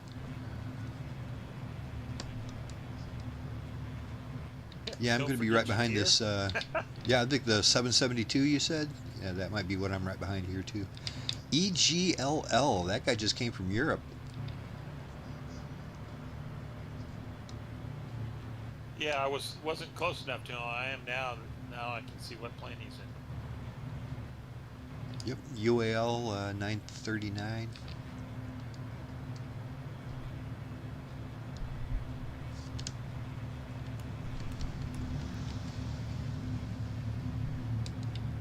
I wonder what an airport like this thinks of, like, you know, I mean, you got to have, like, just regular people in a regular airplane wanting to land here, right? You know, I mean, what would they probably have, what do they think of when a Cessna 172 comes to land? Are they like, oh my gosh, here we go, and this guy's just in everybody's way, you know, it's just, this isn't built for these little airplanes? Or are they like, yeah, come on in, we don't care? I actually watched a YouTube video just the other day of somebody in it might have been a small Cessna, I'm not sure, but yeah, he asked for permission to land, and they worked him into the route, so they'll do it. I know a lot of places have, just some dude with a hot air balloon just spawned in on the runway. But don't slow down too much, I'm right behind it.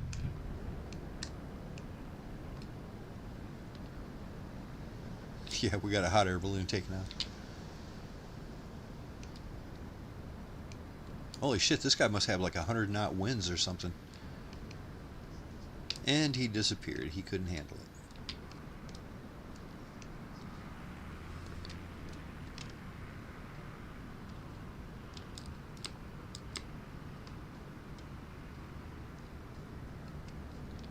Alright, I'm just going to pull over here. And we'll take a quick break, and we'll be back up in the air. I'm like 5 feet behind you. Yeah, I saw that. I saw your shadow first.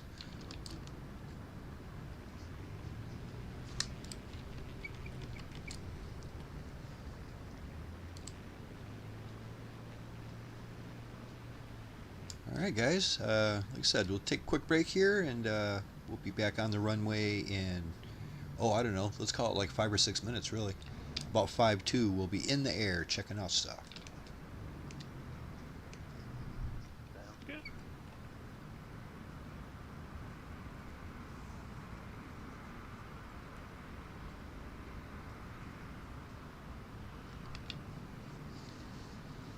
This is one busy airport. There's just one plane after the other coming in. Yeah, it is. They don't stop, do they? It must be one of the world's busiest, I'm guessing, top 10.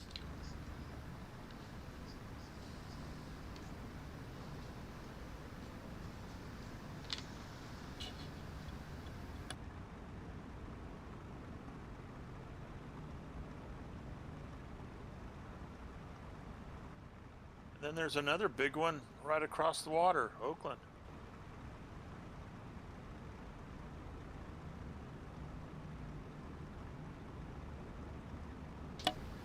And probably the biggest one yet would be Los Angeles. That's just south of here. San Jose International Airport's fairly big, but not, not LA big. Probably not San Francisco big, but it's a pretty big one. They have runways that I think they go off into the water. I'm not sure. Can't remember.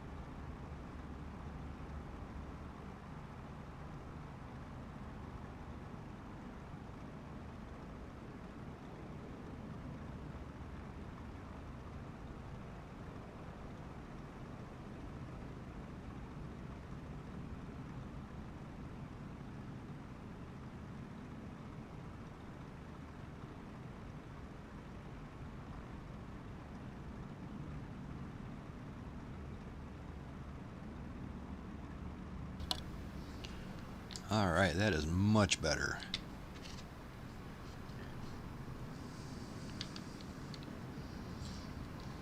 Somehow coffee don't Hey, cut if you it. just coffee this late. Yeah, it's Friday night. It's time to switch to a cocktail. All right, there you go. If you want to try a, I'm not saying for the flight plan, but if you have the time and you want to do a sightseeing over Midway Island, that's a pretty cool place to look at. I'm trying to imagine what would be a good aircraft for that. I can't imagine the area itself is very big. Oh, you can get C-130s in there. I did, and that's where I was Yeah, but I taxied mean, into the building, and the guy was marshaling me in. It kind of blew my mind, as I haven't had that since 2020. no, I was just wondering, like, we probably couldn't spend 2 hours there. You know, No, you can't. There's that's the only another airport island in nearby. sight. Yeah. No, there's one nearby that might take you 15 to 20-minute flight on a C-130. That's not too bad. But Yeah. there's not too many others in the area. You got two islands near each other that, I mean, you could pick one and then fly into Midway, and there's an abandoned building at the other end of the runway that's collapsed and everything, and it kind of looks pretty neat. Is that one of the star airports?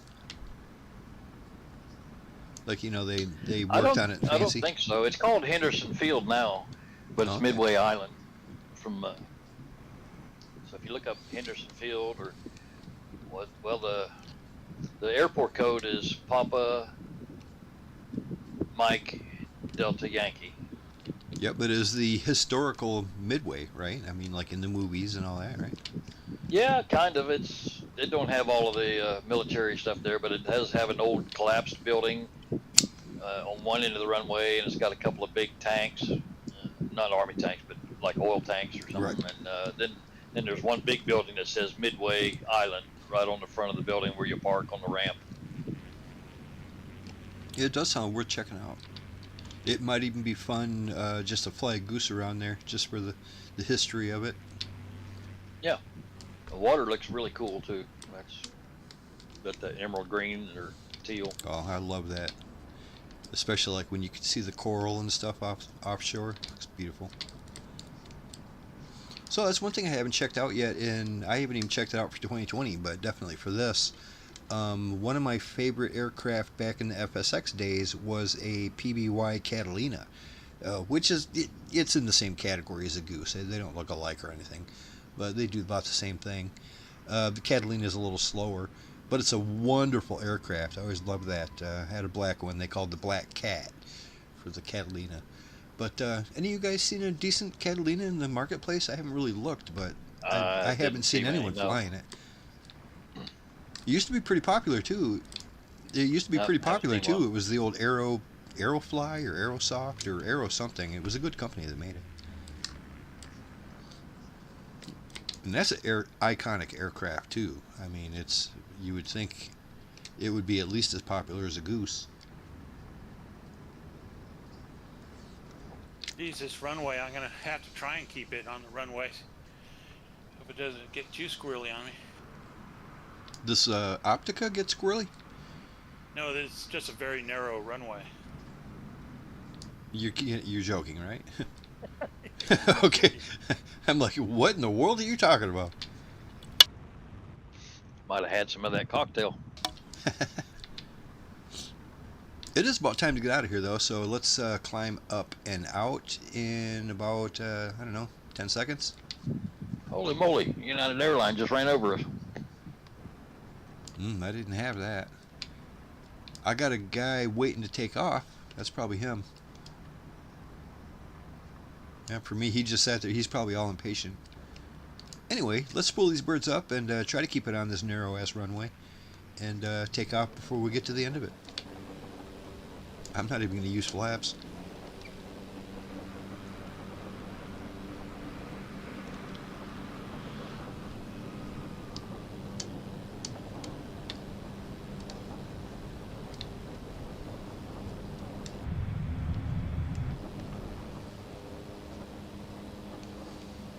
I'm gonna see if I can keep it on the ground until I reach 100. Yeah, I did almost by not even trying. Okay, let's follow these markers on the flight plan here, and we'll have a neat little tour of San Francisco. Should be all fancy looking. They just went over it with a fine-tooth comb and updated the entire area. And let's see what they did. I tried to take off like a 777 until I got the stall warning. Don't do that. This thing, it stalls on you if you're not careful. But you got to be going awful slow or doing some crazy acrobatics.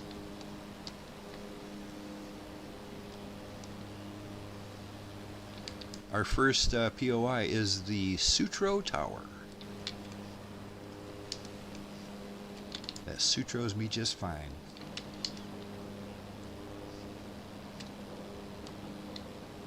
Pretty industrial part of the town right here, I see. This looks a lot of warehouses and factories and stuff like that. Right by the airport, makes sense. Now, there's also a stadium around here somewhere. Baseball, Giants play there. Called McCovey Cove. They're over here, kind of by the airport.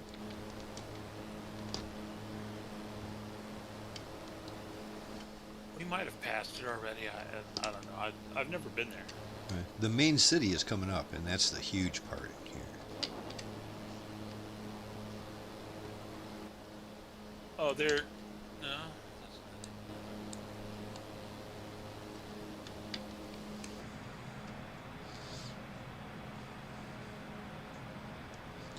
Like I said, first we're going to check out the Sutro Tower, and then the Palace of the Legion of Honor, and then the Palace of Fine Arts, and then we're going to fly straight down the Golden Gate Bridge, get some good shots of that. It'd be real cool if we could get some kind of formation while we're flying down that, you know.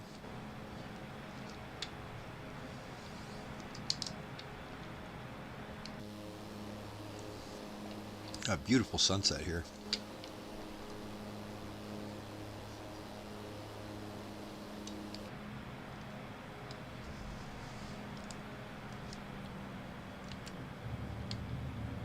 think for most of the sightseeing, I'm going to leave one notch of flaps on, just so I can go a little bit slower than normal and stay in the air.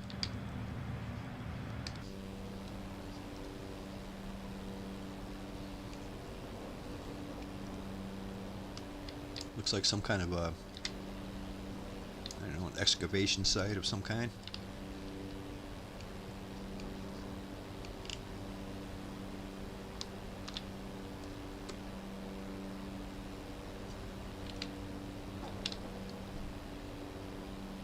So what's all this business at the top of the hill here? Are those like communication towers or something, or is this art? Well, it kind of looks like it. Got like a little doodad right on top of them. I suppose it'd be a good place for like radio towers and stuff. It's the tallest little mountain in the whole area.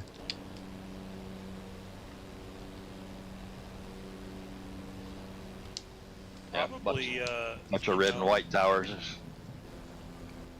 because of the mountain, you know, certain signals can't get to the other side of it, so it's probably just relays.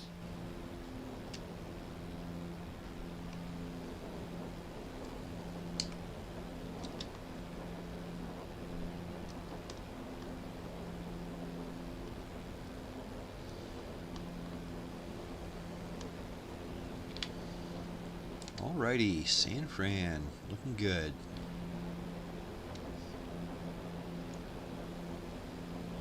Looks like the Sutro Tower is another big old tower right here, kind of on a hillside, and it is tall, way taller than those ones were behind us. Funny, when I was living in Santa Rosa, I would go home this way through San Francisco from San Jose, visiting my mom. I'd come back to Santa Rosa. I'd go over the Golden Gate Bridge. And I'd always go at night, riding my motorcycle. Dang, it was cold. Oh, That I fog bet. and off the ocean, wearing jeans. It's like, oh my God, it was just so cold. Cold and But foggy. then when I would go, I'd go through Oakland on the other side, because that bridge was free in that direction, and going across the Golden Gate and coming home, it was free in that direction. I never had to pay a bridge toll. That's the way to do it. Got to figure it out like the locals.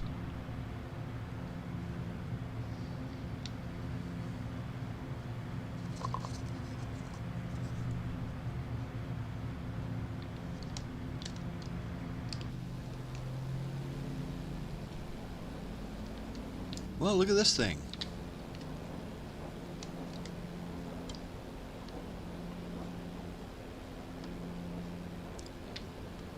I'm going to go ahead and pass it on the right and then turn over to check out the Palace of the Legion of Honor. Yeah, this is a big old tower here. Big trident looking thing. Get that signal out.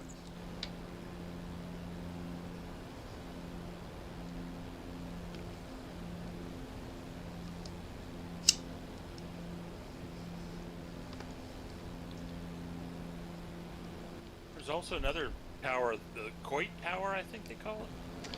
There's a few of them here. Yeah, I didn't Looks like I a didn't big select fire every single waypoint. nozzle. Yeah, there it is. A Colt Tower, perhaps? This I think thing's we're going to be got flying lights right all by it. over it. Yeah, one of our waypoints is going to take us right over the top of that. Especially when we're heading to the Bay Bridge. Is it lit up for you, Laser? It's all lit up for me, this crazy looking tower. It's not lit up yet. For me, I think it's still kind of too early. It's I got a sunset going, but it's still not. I don't have my nighttime textures in yet. That usually happens all at once when you get to the right time. It's going to be happening soon. It's on top of a pretty strange looking something. I don't think that's quite right. I think there's an issue with that. It looks all jagged, like you know, sometimes get when it ain't right. We've all seen that texture where it's kind of a weird jagged stuff and stuff is floating. But it's still kind of working on loading in, so who knows. It might be perfect next Hey, time. gentlemen. Hello? Stop and say hello. Hey, Travis, how's it going, buddy? Oh, good. Thank you. Yeah, thanks for stopping in. We're just checking out San Francisco right now. Yeah, looks Yeah. relatively good, but I just literally pulled it up. The All odd right, timing. Yeah, we just got here. Like I said, we're going to check this out a little bit. We haven't even checked out the bridge yet. We're going to check this out a little bit and then head over to Oakland to land. So what's Nice. new with It's you? a pretty good park as far as city parks go.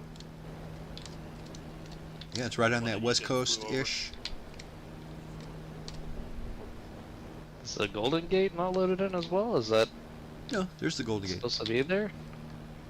Is the Golden Gate supposed to be here? Yeah, I'm pretty sure. Oh, never mind. It's I'm there. sorry. I'm looking at your stream right now. That's a little. All right. Yeah, we're Cool. out in the ocean area. Too far. Yeah, I heard that they get some pretty like extreme tides here compared to like what I'm used to in Florida.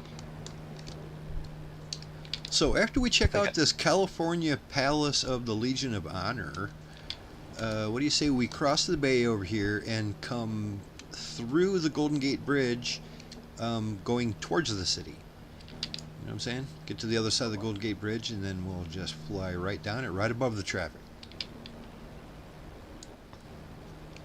That will take us right on to our next waypoint. There are some really cool things in this area. Like there's a fort underneath the Golden Gate Bridge on the right side there. Oh yeah, I've seen that. Is that a Alcatraz? Yep, Yeah, you got we're an going to be going right over that Alcatraz. too. A lot of cool looking ships in the harbor, some big ones, man. I got a big cargo ship here that is massive. Yeah, right on your tail, Laser. Right on, buddy. Like I said, when we get past the Golden Gate, I'm going to swing in and we'll just try to fly right down the road.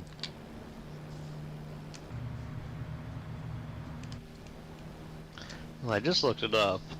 The tides here are about double what we get in Florida. So we get about 3 or so feet, and they get like 6 or so feet, to 7 or something. It's a pretty big tide.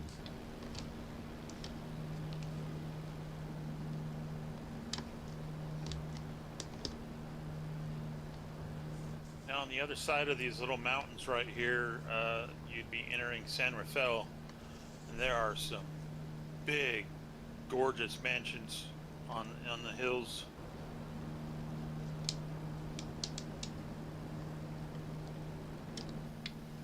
How you doing, Travis? Pretty good, Cuz. How are you? Pretty good. My machine ain't working, but I'm working on making it work. Yeah, I saw that. If you want some assistance with that, I don't know how much help I can be, but I'm more than happy to take some time with you.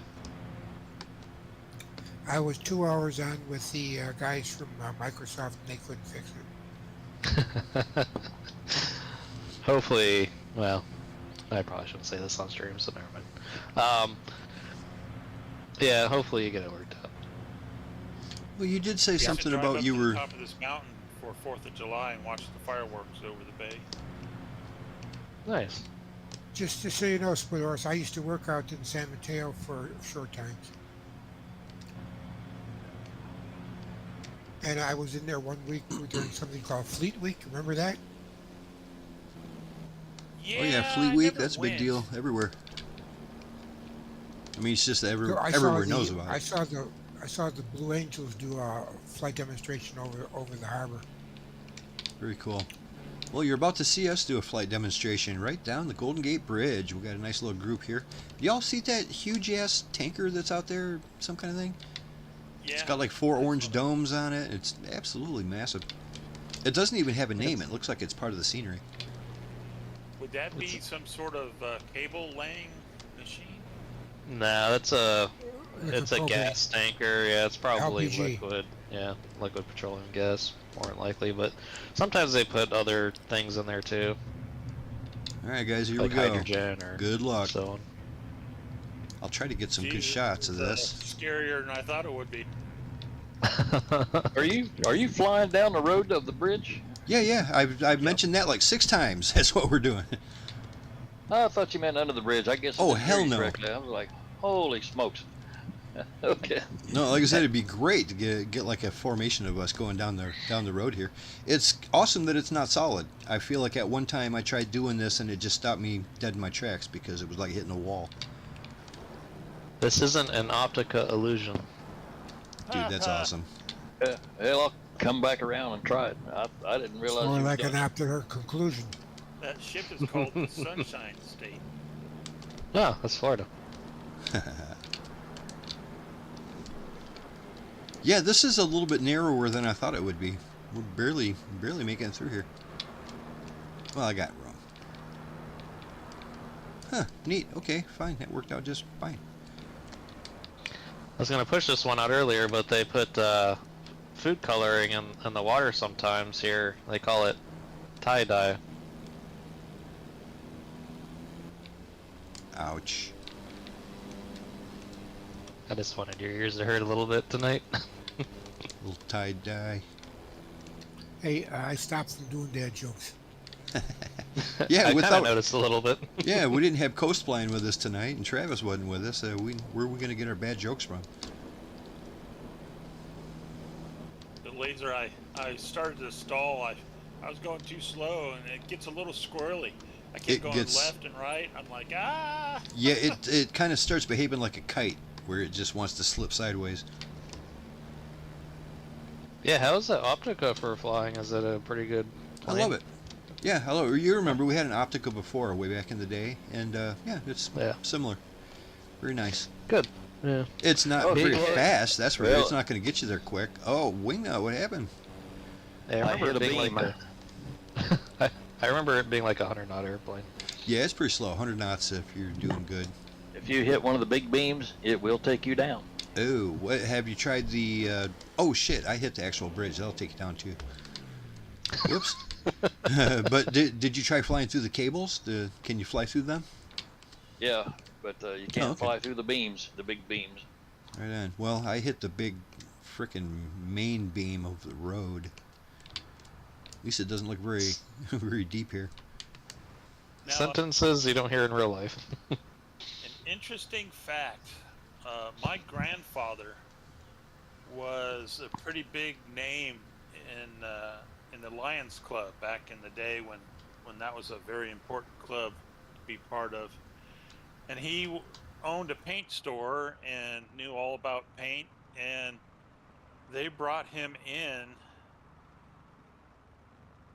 and they brought him to the city brought him to the bridge, and he actually got to walk up the top of the lines up to the top of the tower, and they consulted him on how, they wanted a gold color for the bridge, and he said you'll never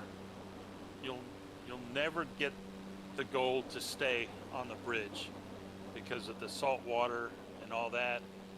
And so he got to tell him what kind of paint to use. That seems kind of counterintuitive to me because gold's not corrosive or reactive to, it's a noble metal, so I don't see how the gold would have much of an issue, more maybe just keeping inside the paint, if anything else. The gold color doesn't have real gold in it, so Yeah, I guess that's fair. But, if they did use Yeah, real gold, they could get away with it. Be a little expensive. With all the gold on the bridge, it would be gone in a minute and a half from everybody else taking some.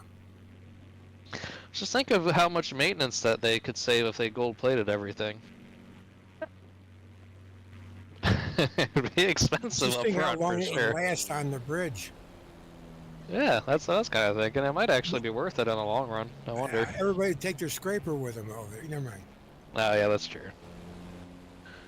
well, even with the best technology that they could come up with, they still, by the time they get done with the maintenance on one side, Yeah, they had to do they that. have to start over. It's good. It's good job security. Yep. I've been painting this bridge for my whole life. She looks good.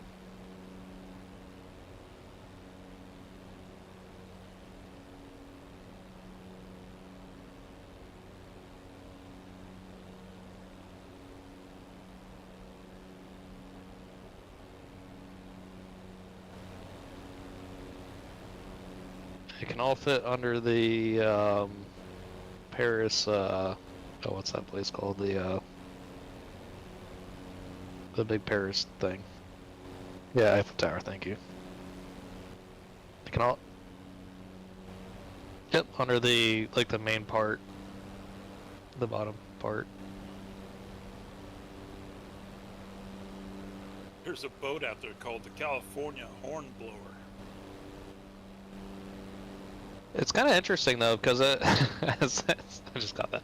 As advanced as things are, we use a lot of gold for modern technology stuff, but there's so much gold just sitting, like immense amounts of gold just sitting in secure locations in certain parts of the world that just do nothing. Yeah, they just do nothing. It just does nothing all the whole time. Yeah.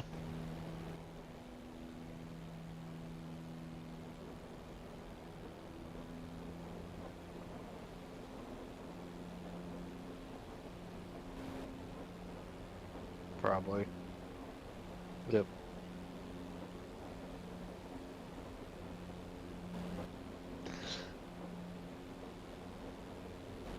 That's the way I understand it, is that they think we have tons of gold, we just can't get to it.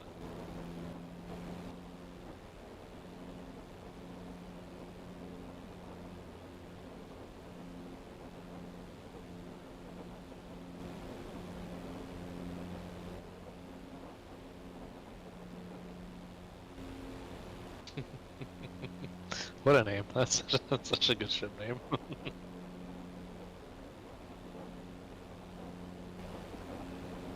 Good. Yeah. I did see an Epic Times thing on Facebook saying that Trump was going to refurbish Yeah. the island. I'm like, oh, come on. I don't know if that's actually They going to probably happen. took that totally out of context. And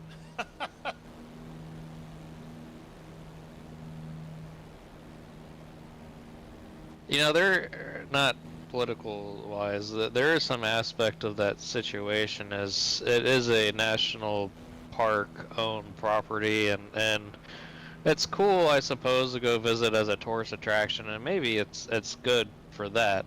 But it is kind of, in my opinion, stinky to have just a old jail on an island there where it could be something better than that.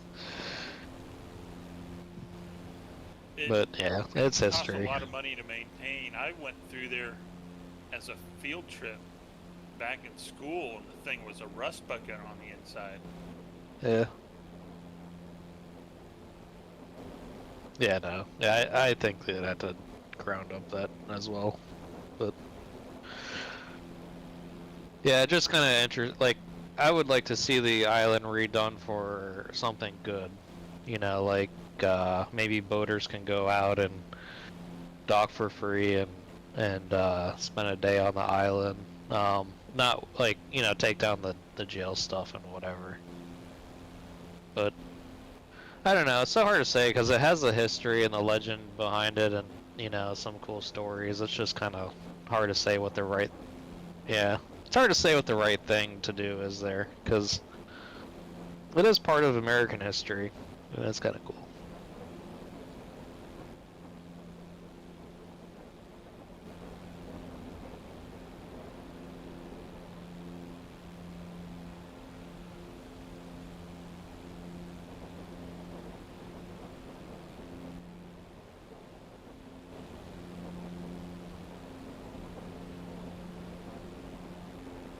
Oh, kind of something interesting on the 3D printer side of things. I designed and made a 6-can, well, I guess 12-can, a shelf system for like spray cans. you know, from, you know, like paint, or for my case, like lubricants and stuff like WD-40 and silicone and all this. I just used PLA. Yeah, I know that after a long while it could start, you know, having issues, but it sits in the garage. We'll see what happens with it. It could be a good torture test to see.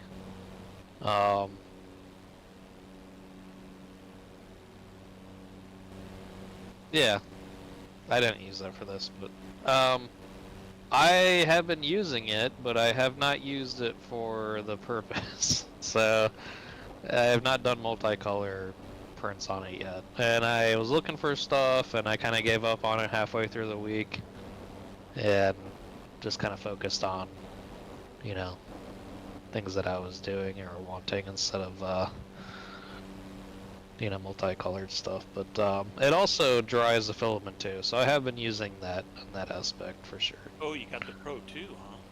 Yeah. Yeah, I got one of those. I got a normal one. Then I've got another normal one that I turned into the Python, which I absolutely love that one. I like the Pro 2, but for an add-on for my printer or even the Carbon, I don't strongly recommend it. It's, if you don't have an AMS, I would say fine, but if you already have one, it's not worth it, because you can't dry the filament or run the dryer while you're printing. So it wants you to, not with PLA for sure. You just need a separate power supply for it. I do have the separate power supply, and you cannot. Trust me, I thought the same thing before I bought it, and that's not the case.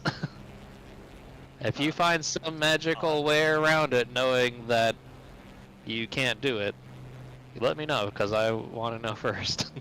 But I assume that you could, because I have a external filament dryer, and I run it all the time. Obviously, it's not connected to the machine, so it doesn't know, it doesn't care. But There's the Coit Tower, guys. yeah, never had a issue. These buildings look pretty good for, I mean,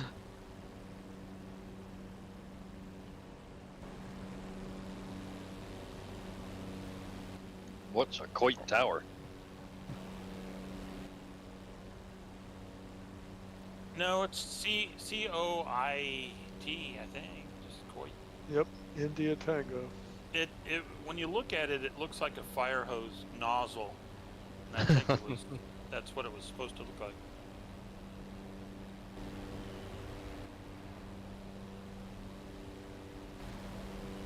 I think they built it after the San Francisco earthquake in honor of the men who tried to put the fire out in the city.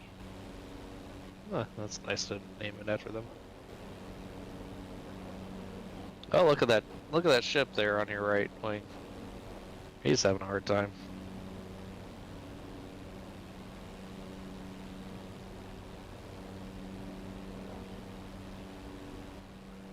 That's Angel Island right there, I think. That's what it's called. Holy moly, I ran out of gas. You're next. Mine still says 50%. That's what I started with. It's free for some and not for others. Maybe you have a unlimited set to the settings. Split horse. I never put that on there.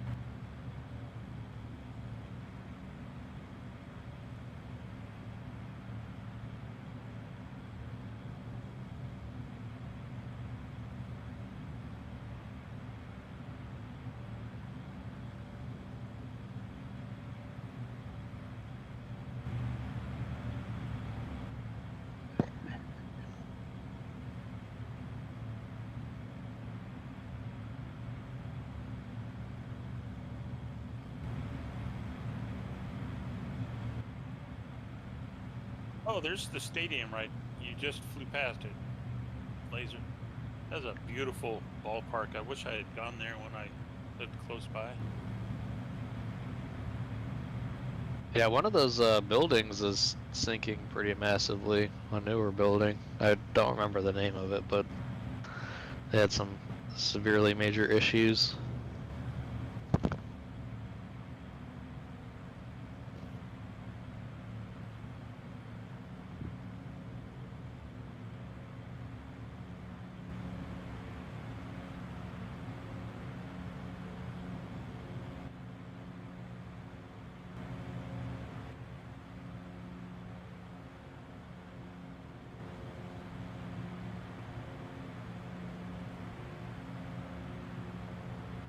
The reciprocal of 30 is 1-2. The maneuvering speed on this airplane is 113 knots?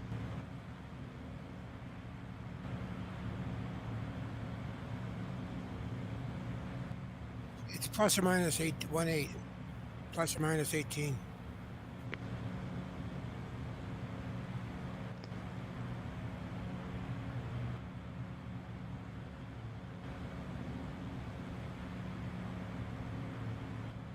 Yeah, I crashed the desktop, so I spawned in at Oakland, and I'm at 1-2, which is the reciprocal of 30.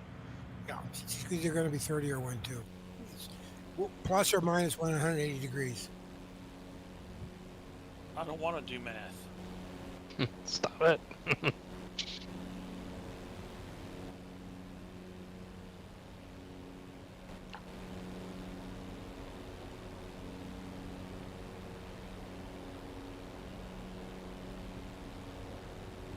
I don't think I've seen Go ahead. Negative. Yeah, I crashed the desktop. It's the first time since SU2. I was having a lot of crashes before I updated my BIOS, of all things. I know you're probably making a face, but that's what fixed it. And it was real stable for days. And this is the first crash I've had since SU2 dropped. What graphics card do you run? 4090. And you've been keeping up with the updates? Yeah, I got the latest. Yeah, that could be part of it. Like the last 2 months of updates. It might be worth actually going back like a few, 3 or Roll 4 back months. 1 or 2, yeah. Yeah, NVIDIA's kind of been messing up. I don't want to go more into that, but you can look it up if you want. With the 50 series, Yes. like they've screwed up the 40 series. If you look up the dates before when the 50 series, the 50, 80, and 90 got launched, if you'd go the driver before that was launched, or anything before that, you're probably better off. And I'm not going to say it's going to fix your issues, but you have a lot better chances of learning into less issues with that one. Well, I'm gonna wait and see how crashy it is. Like I said, this is the first CTD I've had. I was crashing like crazy before I updated my BIOS, and then the crashes went away completely for days. So I thought I had a stable sim, but now it's CTD'd again. Could be a fluke. Well, that's good.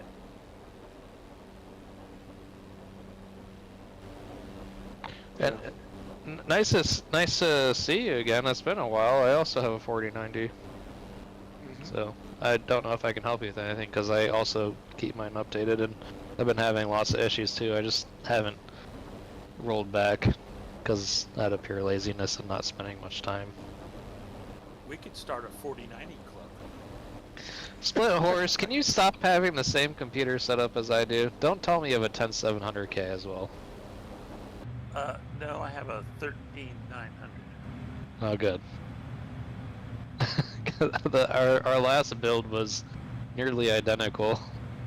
We had the 4790K and the same motherboard. I don't know if we had the same RAM, but that was kind of hilarious.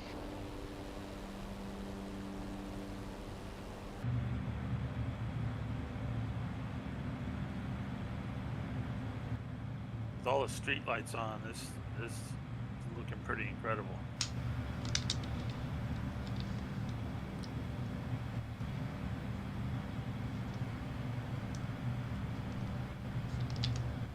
I did get that new C-130 that everybody's Yes. raving about last week, and Oh, I'm gonna say that sorry, but did you get the Dirty 30 or did you get the C-130J?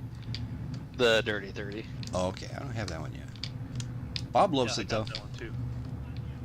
It's definitely still in beta, I think, or alpha or whatever it's in. I had an issue, like I couldn't get it above a certain speed, and I knew it wasn't right. I think it was like 200 something knots or whatever. I was having an issue getting above that, and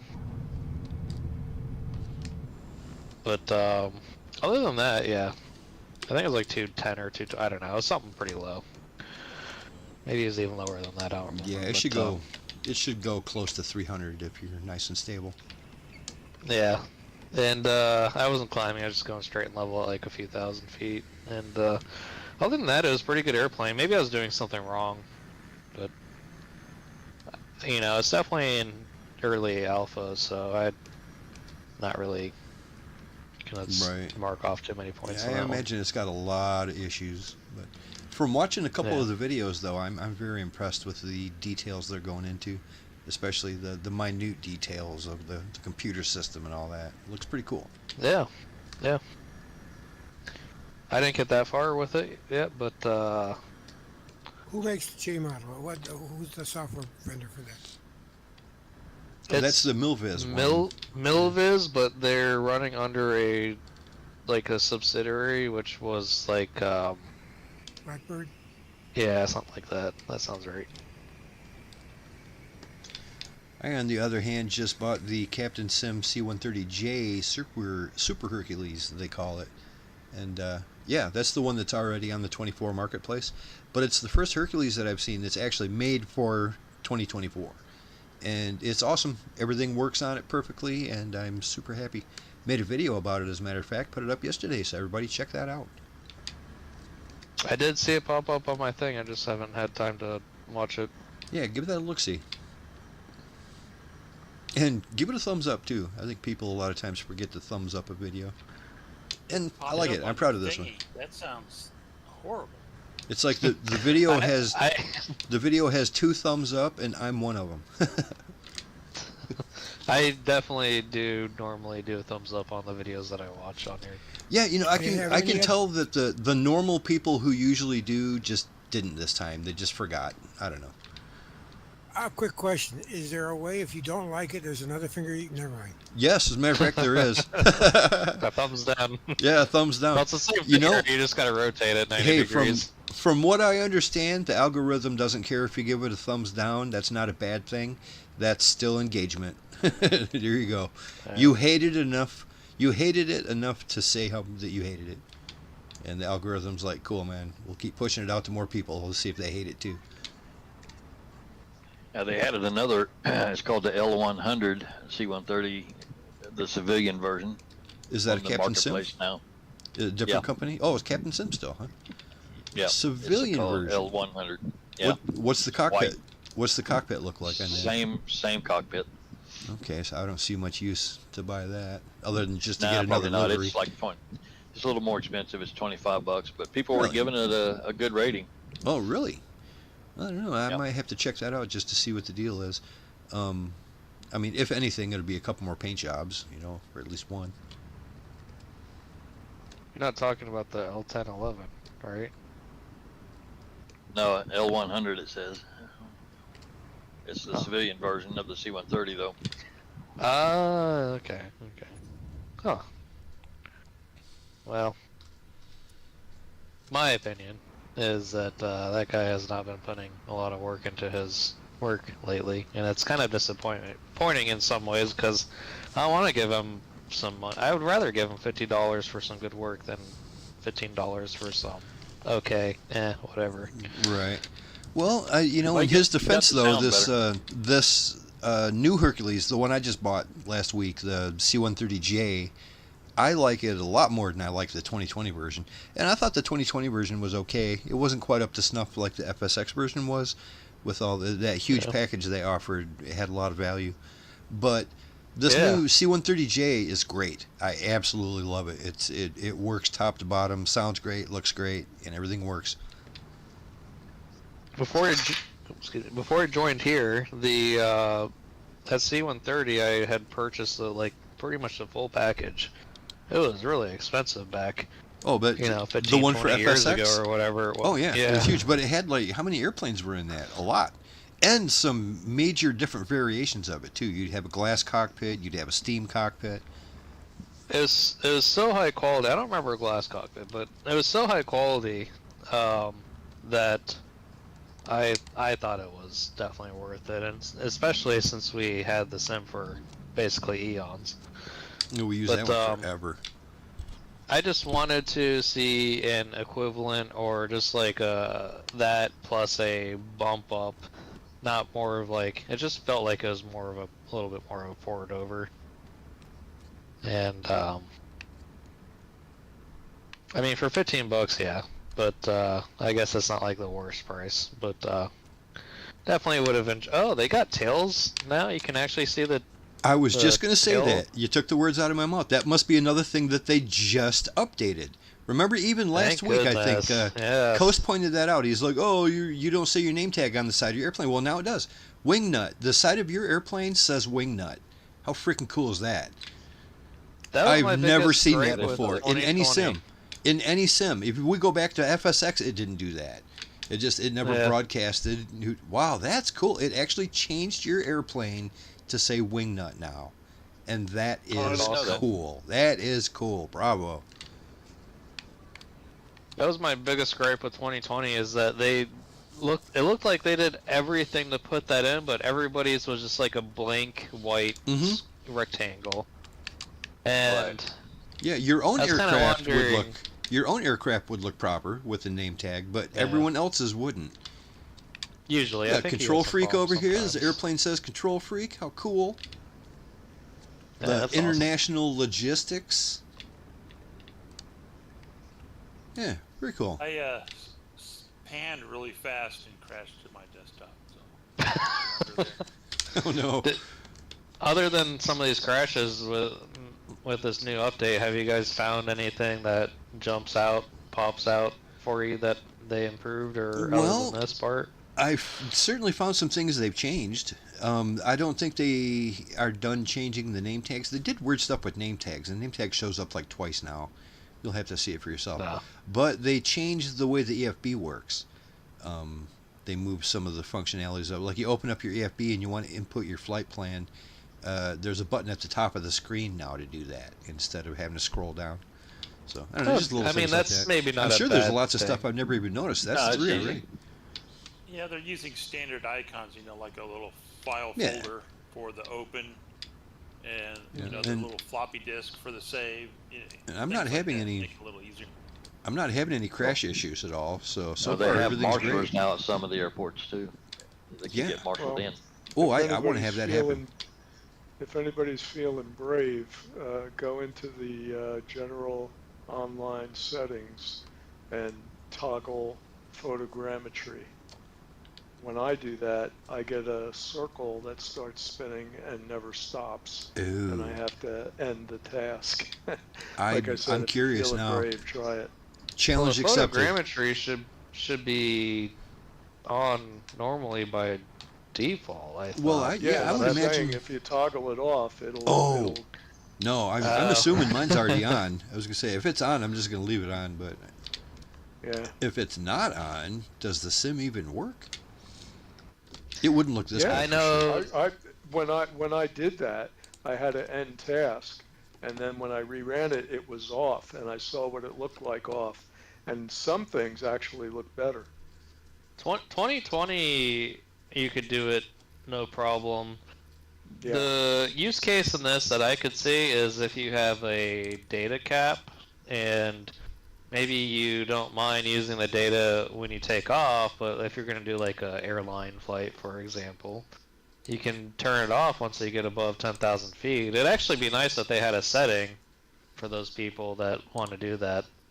10,000 Yeah. feet, you can turn it off, and then, when you go down below 15 or 20,000 feet, it can turn back on again, or 10,000 feet. You can maybe just set the altitude by user, which would be kind of cool. But, then you're adding a billion more options again to the other billion more options. But, I mean, it would be useful for a minority of people. Is photogrammetry a graphic setting? Yeah, it's under general Online. online. It's like the second option from the top.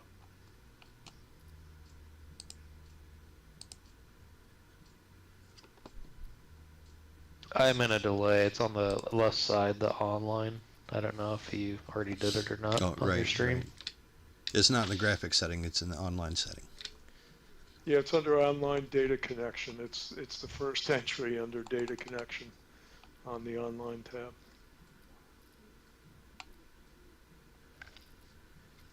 Yeah, I've got it on. So I'm not going to mess with that. Oh. Tempting fate, I suppose.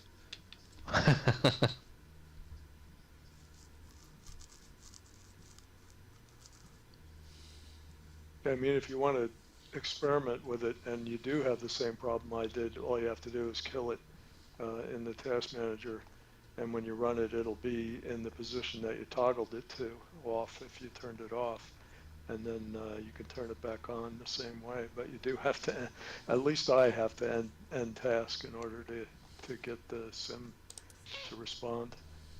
I have to rerun it from scratch. I think it could be helpful if they did an advanced toggle on the settings for maybe people that are new to simulators and don't want to dive into all these other settings. Because that's pretty common in video games nowadays, especially for graphics settings. It'd just be hard to limit things out and not other things, but I mean, if you had a good team to go through with some real players that are pro simmers and real new people, you could probably figure it out in a day's worth of time.